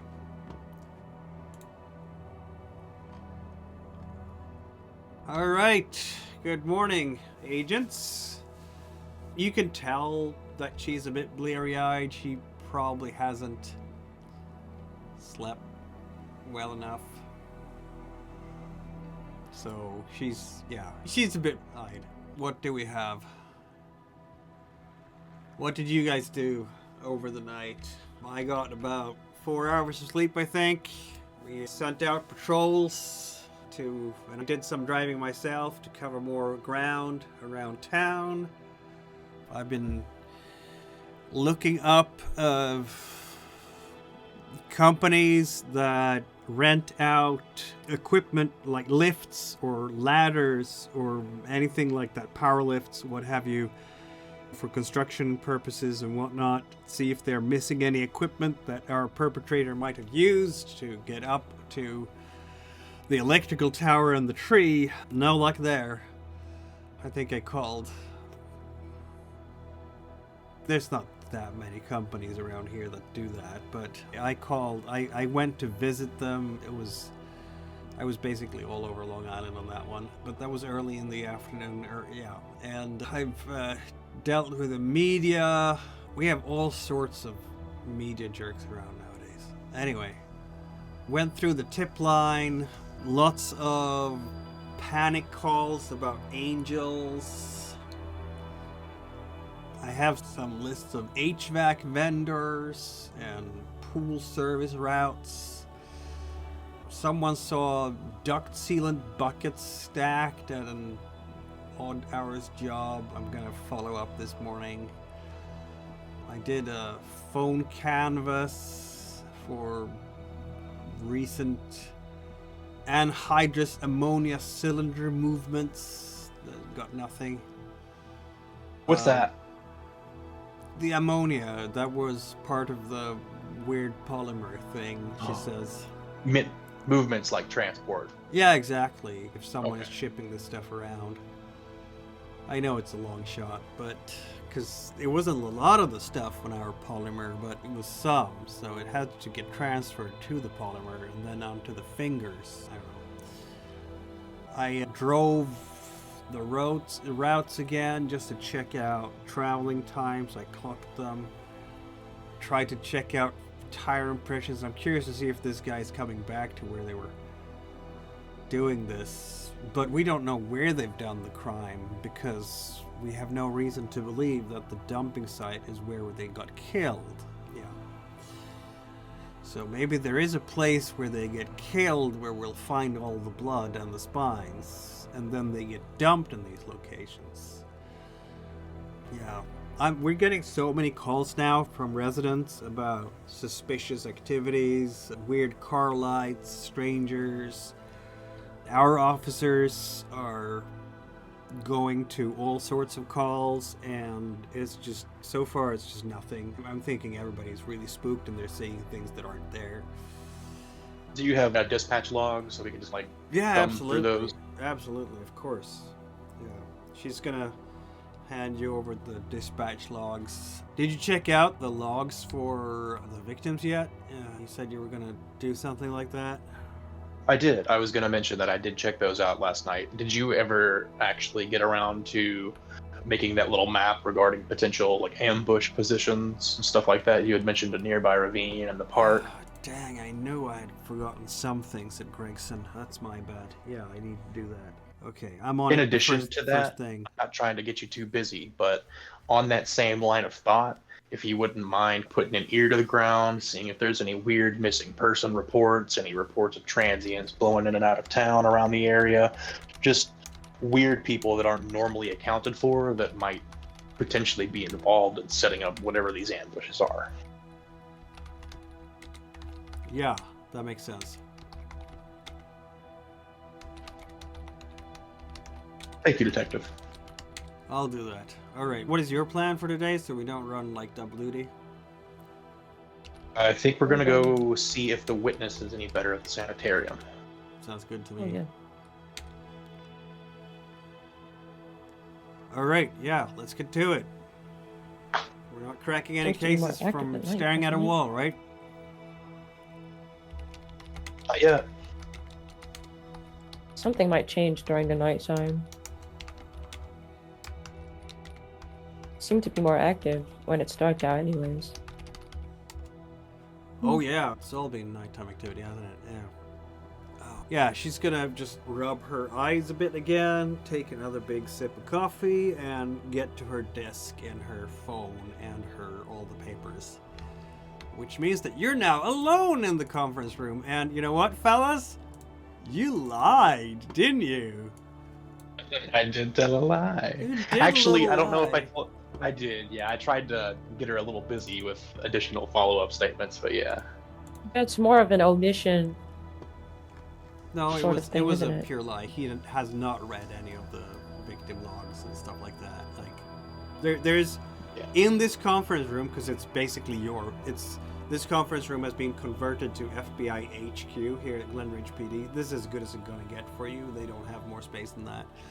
So you'll have your murder map, you'll have your maps on where the victims were found, and you have stacks of information on the victims, like from the dentist's office, whatever work materials or diaries or logbooks that the high school librarian was keeping.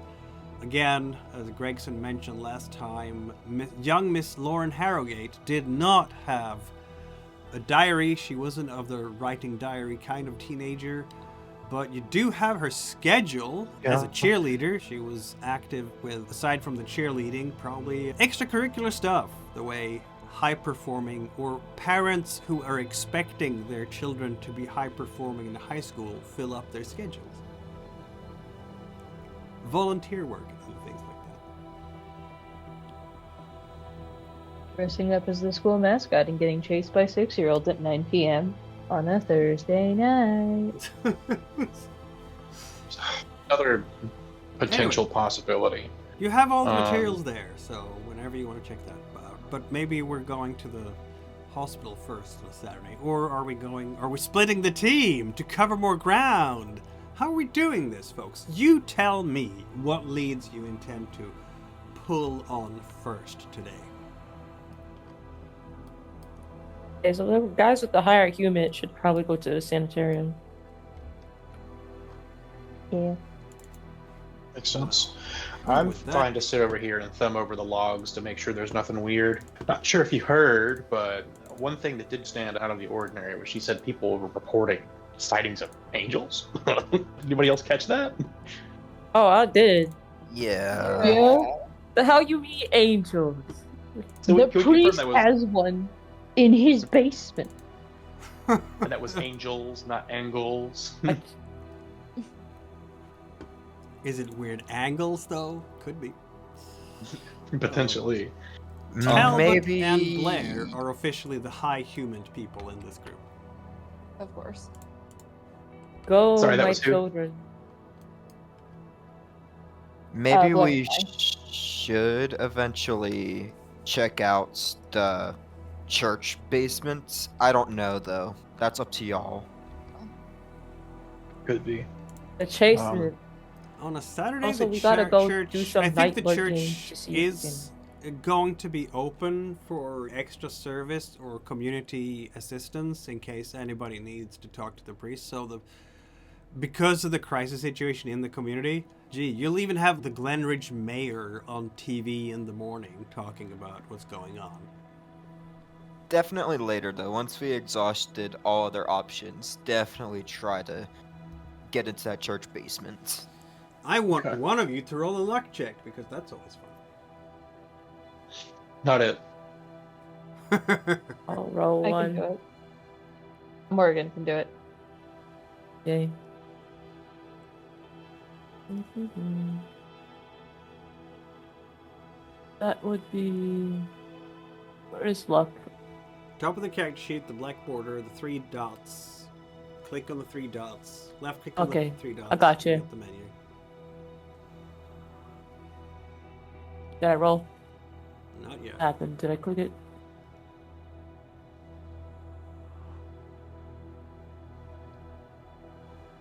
Didn't click it.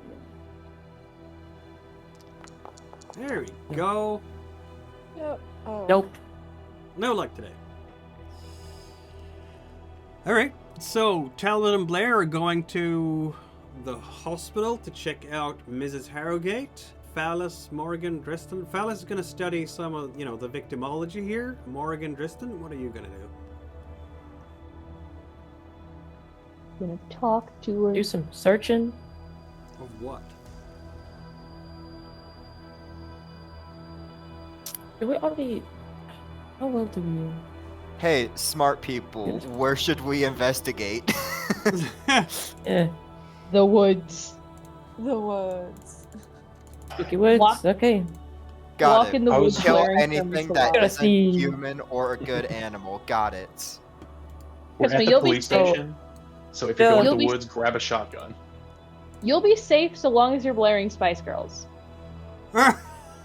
That's No. how it works, clearly. Yeah. Also, I when mean, did Spice You never Girls hear become a Spice thing? Girls in horror movies because Yeah. peak, Okay. So like, we go into the spooky 2000s woods. We're going Peak to the spooky 2000s pop woods hasn't and come out yet. busting a cap and We gotta whatever beat that up- is not human. We are going to obliterate the spine-stealing angels of the woods, and we'll be heroes. Here's the to-do list. Oh, I'll throw the Take- pieces of the Jesus statue that I still have Here's somewhere. the to-do list. Find the be angels, like, I cast you kick out. their ass. Find bears, wrestle a bear, and then come back. Sounds good. Sounds good. Very well. Wrestle bears. Let's go. I have made a note of the fact that you want to wrestle bears. It's the second on the priority list. The first is the angels, obviously. The second we gotta is beat the up angels. bears. Clearly, yeah. I can see that. Tristan and Morgan gonna walk Peconic Park this morning. Yep. Look at this lovely place. It's actually, I don't know if it's a great day for I don't know. I don't trust these rocks. it's a wet day, let's just say. They're I don't too like. smooth. I don't like the rocks. It's They're untrustworthy. It drizzled today, and it's a rain, a drizzle, slightly foggy, and cool, upper 40s, low 50s. So jackets and windbreakers are advised, and a slight breeze during the rain. So yeah, it's not nice. It's not miserable, but it's also not terribly nice. You can see your own breath faint in the damp air. You don't hear so much of the foliage under your feet as you're walking because it's so wet that things are sticking. The leaves are sticking to your shoes. Do we hear nature? You hear nature, yes. Okay, so we hear like the bugs, the birds, and everything. Bugs in late October? I don't know about that. Is the question, are we hearing something out of the ordinary? That as well. That kind of goes into question because Yeah, I the think it birds does. and Is there- smaller are we prey not hearing- insects will hide if there's a big threat. They would. Are the woods uncharacteristically quiet this morning as you're walking through them to find something maybe hiding in, I don't know, under the rocks? Is that what you say, Morgan? Yeah. Dristan should be used to this. You've been in the forces. This is just regular. I was raised around forests. I should Yeah. know. Totally. Yeah. Maybe it's just the headache from last night that plays into things. But Morgan is very sure that everything is just very normal in the woods this morning. You have That your usually means there's magpies, something your abnormal. crows, and your squirrels running around collecting whatever they can before the snows come. If you're really lucky, you might see a deer too. Or you're really lucky.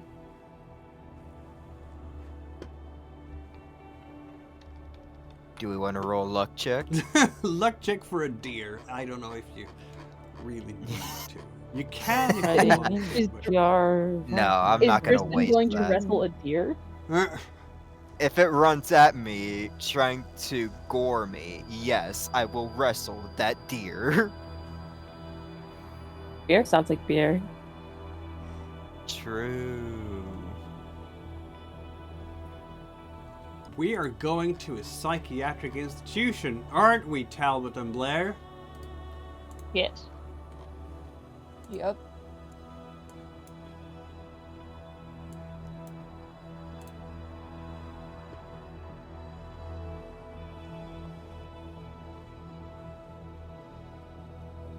Oh, I think I have to leave soon. Oh no, sadly.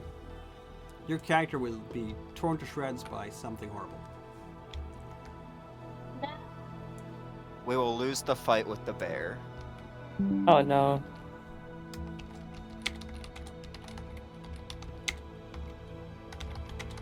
Don't worry.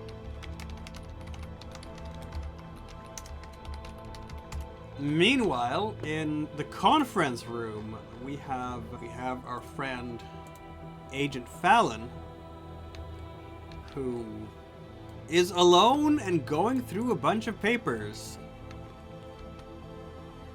And you know what, fellas? What? As you're going through these papers during the morning, everybody's working a couple of hours on their respective things, right? So I'm actually going to say that you're going to find yourself another piece of a puzzle, maybe? Who knows? You found...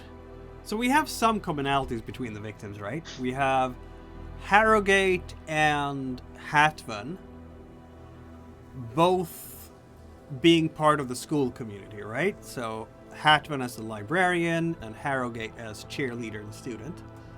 But Moretti doesn't seem to have a connection, right? As far as you can tell so far. And then we had other connections through the religion and so on, but always two, but not three. You're gonna get another twofer. It turns out that Dr. Moretti and Miss Hatvan in their logs have both written up the same name.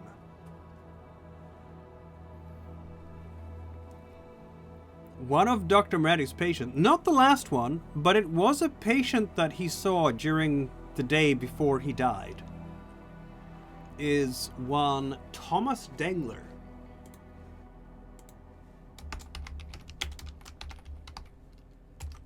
In fact, if you're going back into the logbook, into the patient files, you will find that apparently young Thomas Dengler has undergone root canal surgery between September 10th and 15th. So he's done several visits to Dr. Moretti, and his last visit was on the day that Dr. Moretti died. And then on October 6th, Thomas Dengler turns up in Vanessa Hatvan's diary, work diary. Apparently, he was cited because he was speaking in the study hall in the library. So he got written up on an hour and a half of detention after school by the librarian. Let's see, y'all. Bye. Bye. Have a good night. Later.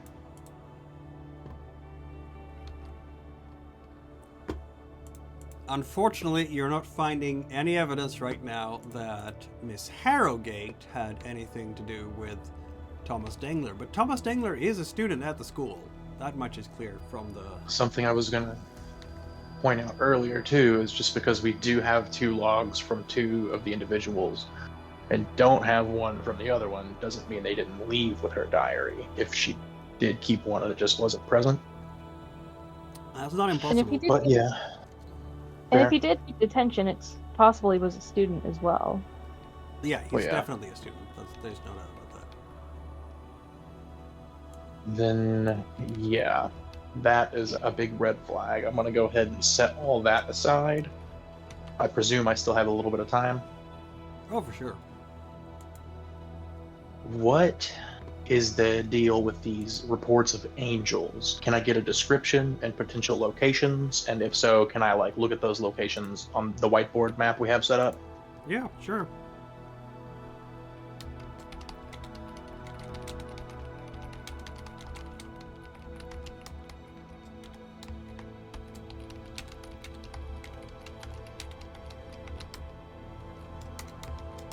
Yeah, we're gonna have to mark that on the map, aren't we? Oh, I didn't mean physically, but I guess that is a good idea. It's what you're gonna do sooner or later, right? Or maybe, I don't know. You tell me. I'm just... That's the plan. Yeah. I don't know nothing about nothing. Except when I do. He said cryptically. Yeah, you just work here. Yeah, exactly. Like you all, you just sit there and work there, right? Alright. Meanwhile, in the mental institution, look at her. Oh. Yeah, she's here, sitting on the bed, staring into empty space. This is Sandra Harrogate, Mrs. Harrogate. Yeah, she's sitting on the bed, and there's some breakfast nearby. Like a nurse has tried to get some food down her, but yeah, I don't know what you want to ask for from the doctor, from the nurses.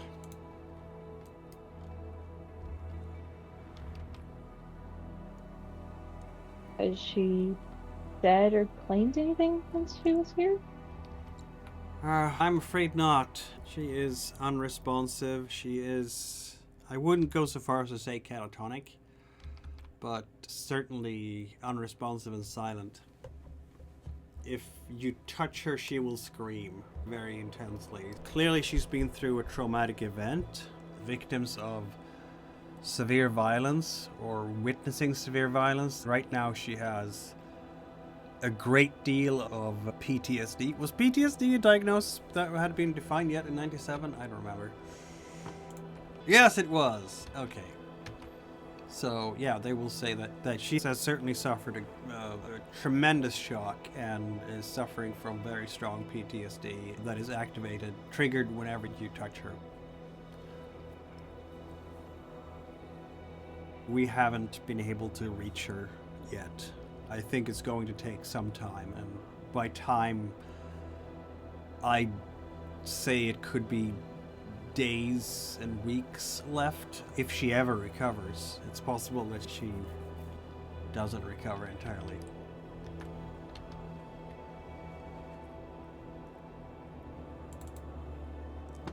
May we speak with her? Of course. I don't think you're gonna reach her, but you can try. This is the time for Blair to shine with your psychiatric evaluations, isn't it? Yep. Is that psychotherapy? Indeed. Good for you. Yeah. You succeed, yeah. You're gonna... I'm not a professional psychiatrist, and I don't think anyone else around the table is either. Maybe you are, just didn't tell me, and that's fine too. But you will start with a gentle approach. Definitely don't want to trigger one of her screaming spells, so you've been warned off from doing that. And you can only surmise that the doctors who have assessed her case are correct. She has gone through a tremendous shock. She is... I think you would actually go with catatonic at this stage. Whatever she saw up in her daughter's bedroom when her daughter was abducted was definitely enough to send her off the end. As you're going through her medical files here, you can find that she was already under a lot of mental health, struggling with mental health issues before this happened.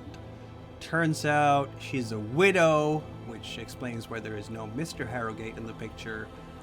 And she had prescriptions for antidepressants and anti-anxiety medications because her husband died almost a year ago from lung cancer.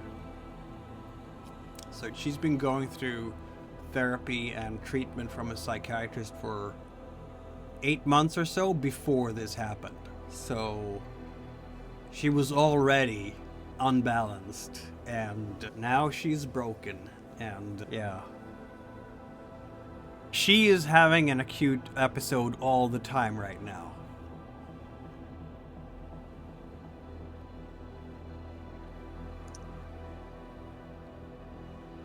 As much as you try to reach her, no.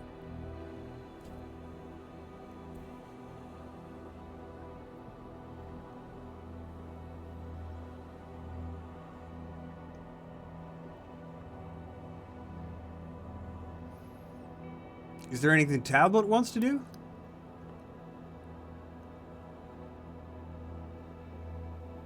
I guess she'll just sit down in one of the chairs in the room and just go, we don't think what happened was natural. I'm not going to say you're crazy. You're telling us the truth. She's just staring into empty space. Like, I think now I'm really- having a bit of an existential crisis. Oh my god. She's like very wide-eyed and just like slightly rocking back and forth. Whatever she saw there is just firmly ingrained in her eyes, in her brain.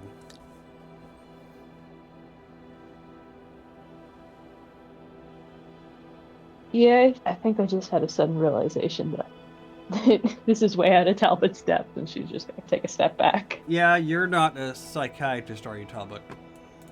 No.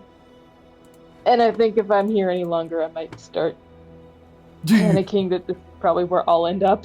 Do you want to roll for psychotherapy? Potentially get a critical failure and mess things up royally? Or get a check Sure. mark so you can increase your psychotherapy for the next op. Yay. My main goal is just to mess things up. Of course. Poor Blair. Oh. It was Oh, not a close. critical failure, but it was also not a success. You have Yeah. learned something more about psychotherapy today just by watching Blair work. I'm not sure exactly what Blair is doing, but you're approaching her and you're looking through the journals and you're connecting the dots and explaining to Talbot. And I guess just telling Talbot that it's too fresh. And yeah, what he's saying, I don't know if you're Briar, if you're a psychotherapist in real life, but feel free to make up some kind of explanation to Talbot about how this is at the moment at least, a dead end for you. I believe she's far too stuck in shock to be able to process and comprehend what happened yet. That's gonna take a lot of time to heal in. She may never completely heal, even, but we don't have that time to spend around and try to help to get answers.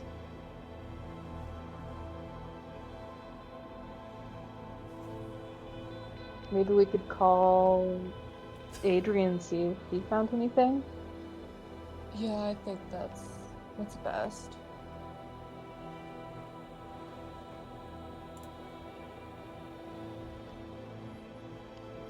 Meanwhile, in the conference room... Where's my conference? There's my conference room. Phallus is still working hard on identifying leads. This time, apparently looking for where people were calling in about weird things. Let's see. We have a bunch of call-ins, actually. We have at 1800 hours 56 minutes, that's yesterday, an operator at the water treatment plant called in about something beating at the vents. Police got down there and they couldn't identify any possible break-in, any foul play. Later, fire department, because they also get called out on these things, found some vinyl strips that were thumping in the vents when the blower was cycling. A diner on Grant Avenue, there was a waitress calling in, and she said that she was absolutely sure that she saw an angel in the window across the lot. PD went there to check it out, found nothing. A self-storage location, an hour later, a tenant spoke about a figure perching on the roof edge. The PD went there to investigate. Turns out, at least what the police called in, the uniforms called in, said, oh, this is just some plastic drop cloth that was snagged on a vent cap, so they're dismissing it as false. At around 11, when you all were getting really drunk, the groundkeeper at a cemetery close by here said there was a white angel hovering near the statues. The PD went there, police investigated. They're saying that there was nothing there. It was Halloween decoration, a white stray sheet from a Halloween decoration had blown over and got caught on the hedges. At midnight, a motorist spoke about a winged shadow over the tower arms. But it turned out that it was, in fact, roosting for large birds, and the tower lights created a very large moving shadow geometry. And finally, there was some beating wings near the HVAC at 2 a.m. at a local Fairmart grocery rooftop. But again, nothing. All that the PD could find were some seagulls riding thermals.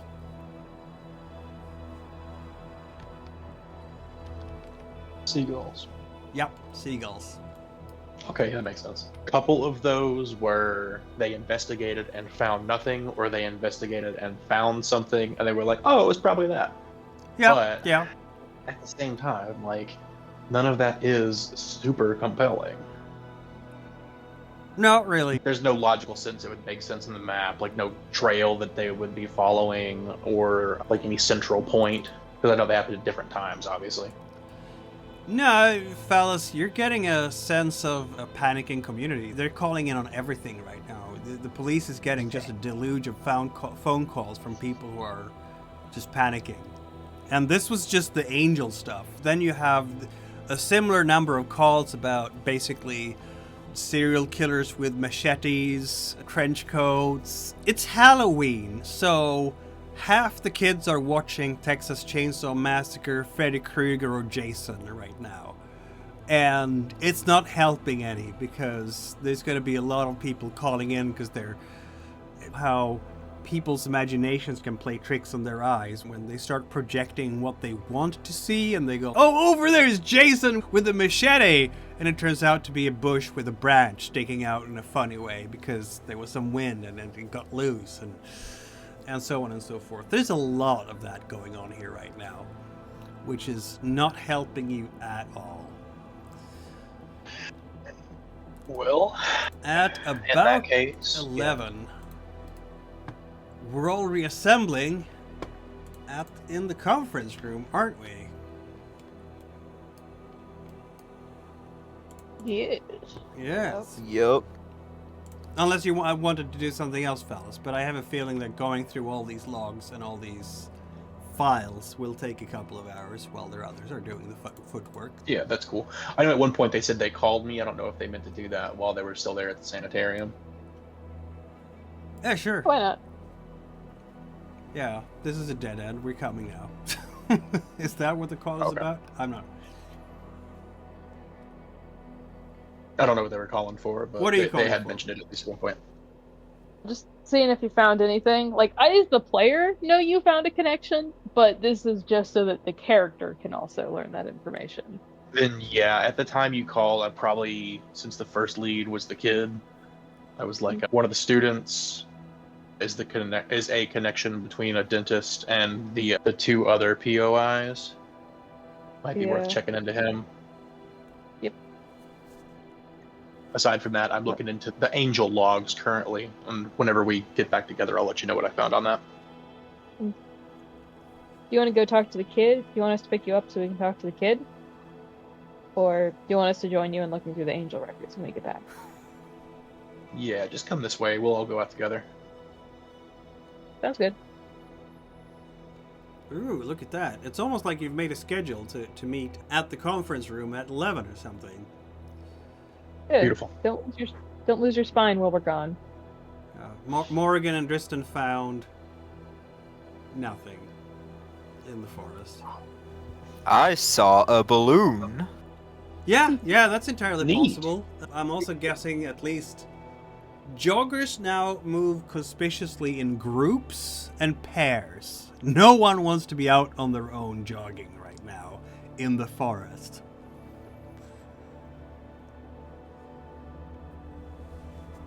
Same. I don't understand people who do go jogging in the forest alone, but that might just be because I'm from northern Appalachia. Maybe. I don't know. I wouldn't know things.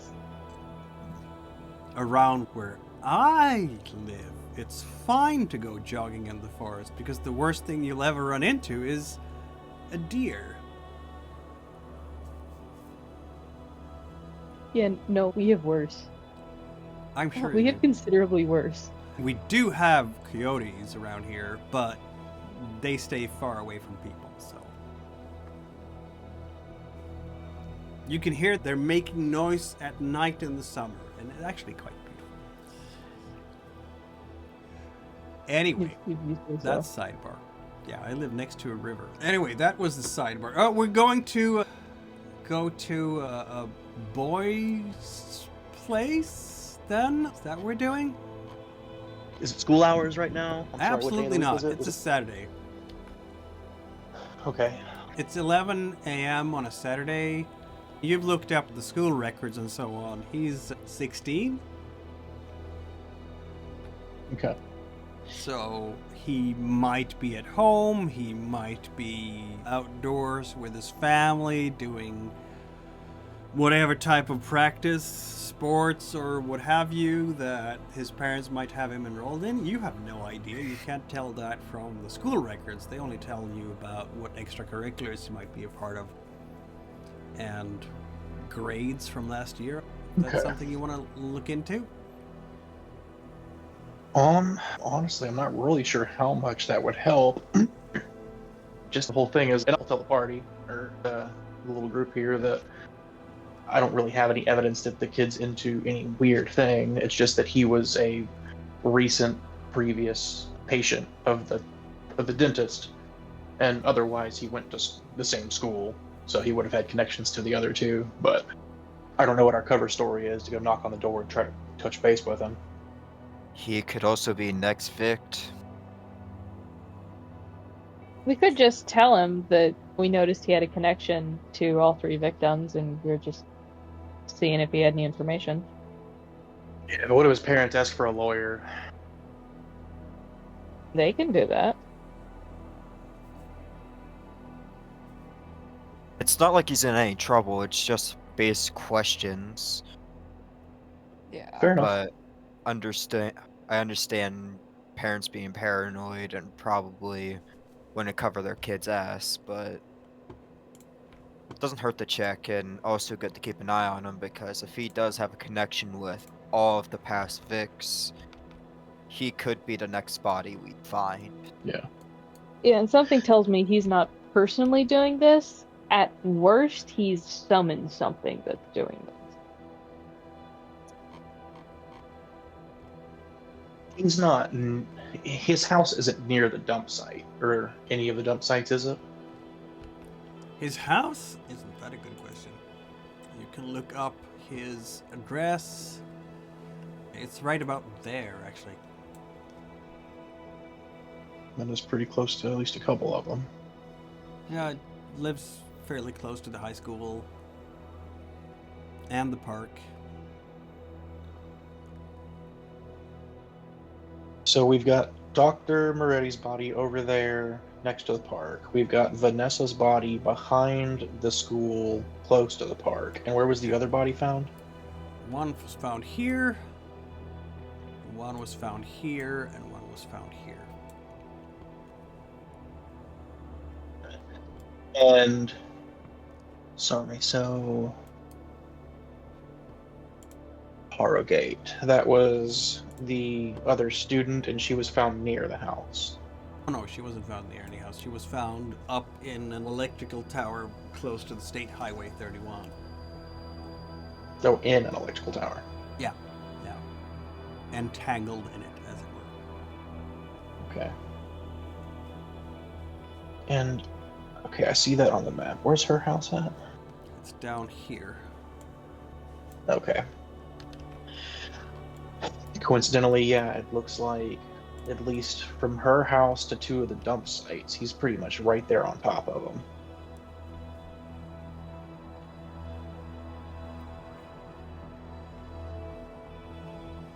Oh, by the way, summoned, what do you mean by that? The angel? I Oh, no. presume there aren't angels just floating around on Earth that picked this kid and decided to murder everybody he's ever had a slight grudge against. Yeah. I don't think it was angels, but there's a lot of But obvious winged, paranoia. People calling yeah, stuff winged, in. winged humanoid creature, but that's a long phrase to say. I used to have this like book of all the monsters. Wish I still had that. Would be really useful right now. Oh yeah, I had one of those back in school, like the Monsterology book. No, he found this book like amongst a bunch of other really weird books. It was a whole thing. It got mysteriously stolen, but yeah. Either That's probably for the best. Yeah, I know. Did not turn out great. What I'm getting at is that this is likely a supernatural creature, and even knowing about this thing is incredibly dangerous to the psyche. So this kid might be showing signs of dealing with something far beyond mortal comprehension if we do talk to him. Seems fair. So, yeah, just yeah. I'm just taking some notes for absolutely no reason. Good to know. Why are there notes being taken? What did I say? Nothing. I said something. What are we doing? It's 11 a.m. on a Saturday, and you ain't paid by the hour. Yeah. We ain't paid at all, I don't think. Yes, We you are are. not. Federal Bureau of Investigation is supplying you with all your money needs. Delta Green ain't doing shit. No, they're not. They're doing this for free. I Not guess even getting paid in we're. college credit for this. I guess we're going to talk to the kid to see if he's showing any telltale signs of talking to angels or anything. All right, let's go. Do-do.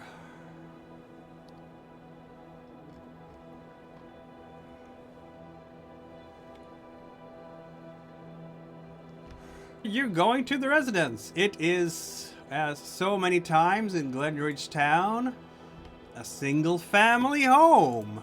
They have not put up Halloween decorations yet. Though some people in the neighborhood did, because why not? It's the season, isn't it, for Halloween? And yeah, I guess we're knocking on the door, aren't we?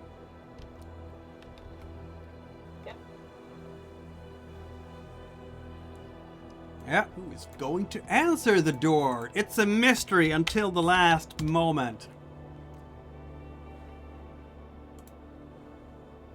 Apparently, it is in fact probably Mom. She is dressed in a sweater over her shirt or blouse. She has a dress on and proper stockings because it's getting colder in the year. And yeah, she opens the door to this nice house. That you can see sacks in the front yard, orange sacks where they have been raking up leaves, and they're probably gonna paint these orange sacks with faces to simulate pumpkins. Though there is also a couple of pumpkins actually sitting on the porch here, ready for carving. And yeah, she's looking at you. And hello. And she has a questioning gaze for obvious reasons. She has no idea who you guys are. So how are you going to introduce yourselves?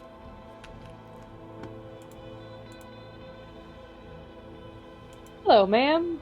We are investigating the recent murders in the area. I am Agent Talbot. These are my acquaintances. Agent Dr. Blair, Agent Morgan, Agent Tristan, Agent Palace. What? Maybe speak with your son? Her eyebrows just shoot up. He's not in trouble. He was just a classmate of the girl, so we just wanted to speak with him. Oh, they do attend the same school. Okay, yeah, sure, for sure. Why don't you guys come in? Thank you so much. We're all scared. Honestly, this kind of stuff doesn't happen here. She's gonna go on about the same things that everybody else in this community have been talking about, like how this sort of thing doesn't happen in Glen Ridge because Glen Ridge is a nice town with nice people and don't have serial killers and upstanding community and so on and so forth. And yeah, she's gonna go to the stairs and go, Thomas, can you come down here? And Tom, come on. There's gonna be a couple of moments there. What, Mom? There's someone here to talk to you. You're not in any trouble. All right. Okay, yeah. The young man is gonna come down the stairs. Very average looking fella, really. Nothing particularly remarkable about his face. You wouldn't peg him as handsome necessarily, but he's also blessedly free of the acne that can plague many of his contemporaries at this age. He's short, or at least small stature, not particularly wide-shouldered. And when he comes down the stairwell, he will be very surprised to see so many people here in suits, as it were. Yeah, he says.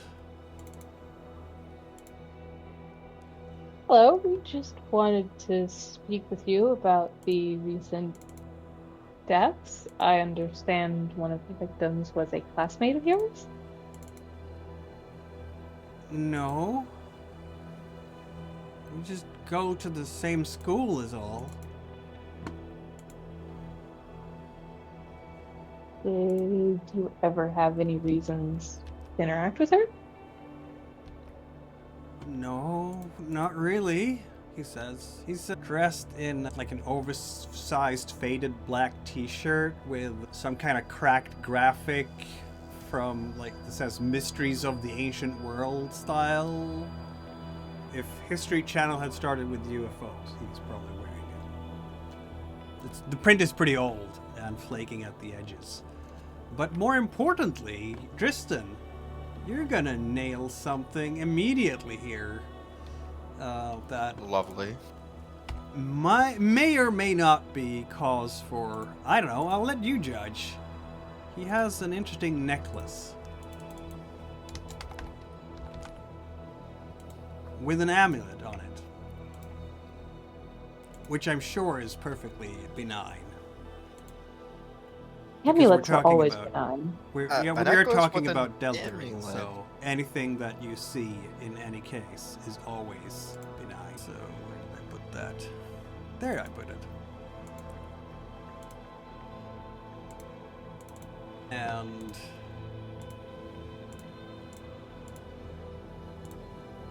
that's what it looks like. Okay. It sits on like a leather thong around his neck. Oh, hey, I don't like that at all. I'm The gonna. phrasing or the amulet? It's weird looking.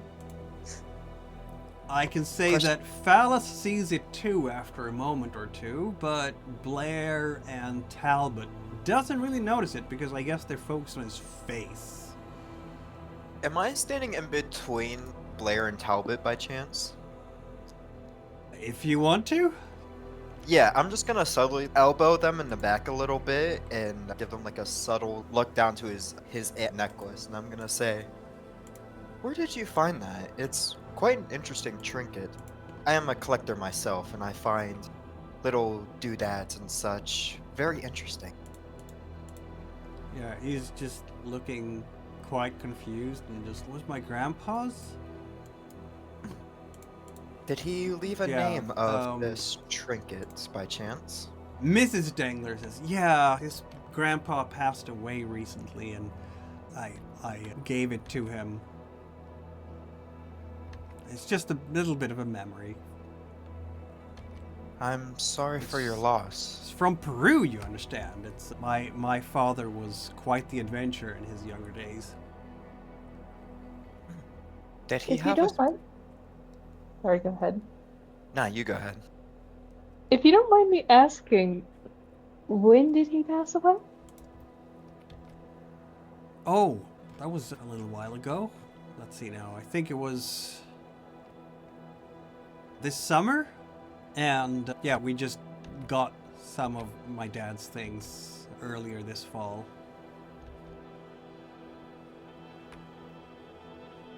Maybe take a look at some of these other objects? We suspect that the murders may be ritualistic in nature, and whoever's doing this might be after the trinket. Yeah, Mrs. Dangler will look positively shocked when you say such a thing. And Yeah, I think I'm young like, Master oh, I hate to tell Dangler you this. will too. And Oh, I shouldn't have said that in front of the kid. Oh no. And I also had a little note there for...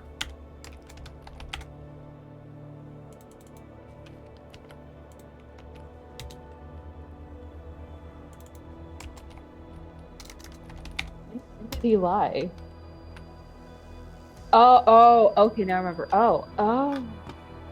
Oh. Okay. We have oohs and ahs coming from the agents.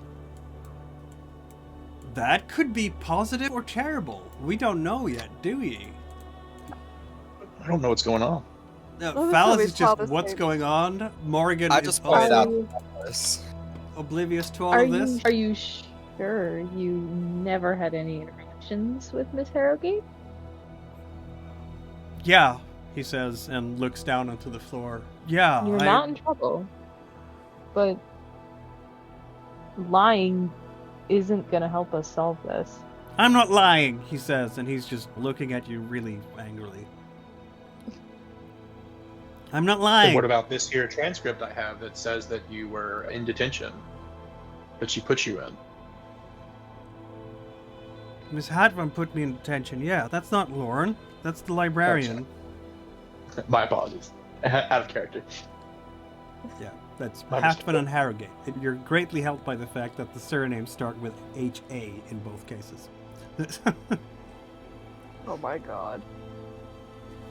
I know you're lying, but we can either figure this out by Now, you telling listen us the here, truth, young and lady, you get to control the story? says Mrs. Dengler.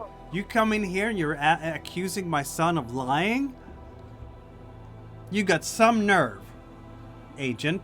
Or- Have you showed the badge? There's I think been you three showed murders badges. now. Agent? Yeah. You got some nerve, Agent. I would like you to leave. Please. We know Good. our rights. I'm glad you do. It's gonna get out. Yep. Time to go. Yeah. The boy will run up the stairs immediately back, and you can hear the door slamming to his room.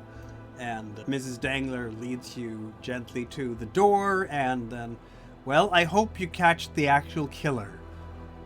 Instead of poking around with silly high school nonsense. Good day. As she closes the door.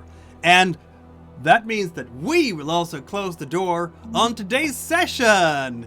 Now you have something to think about, I believe. Thanks everybody for tuning in to Delta Green, Victim of the Art. And out of nowhere comes a weird amulet, apparently Peruvian. I don't know. Maybe it's another red herring. There's been plenty of those in this story so far, hasn't there?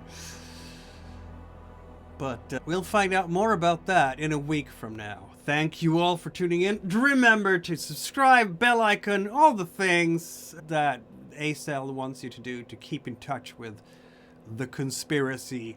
And we'll see you all next week. Later.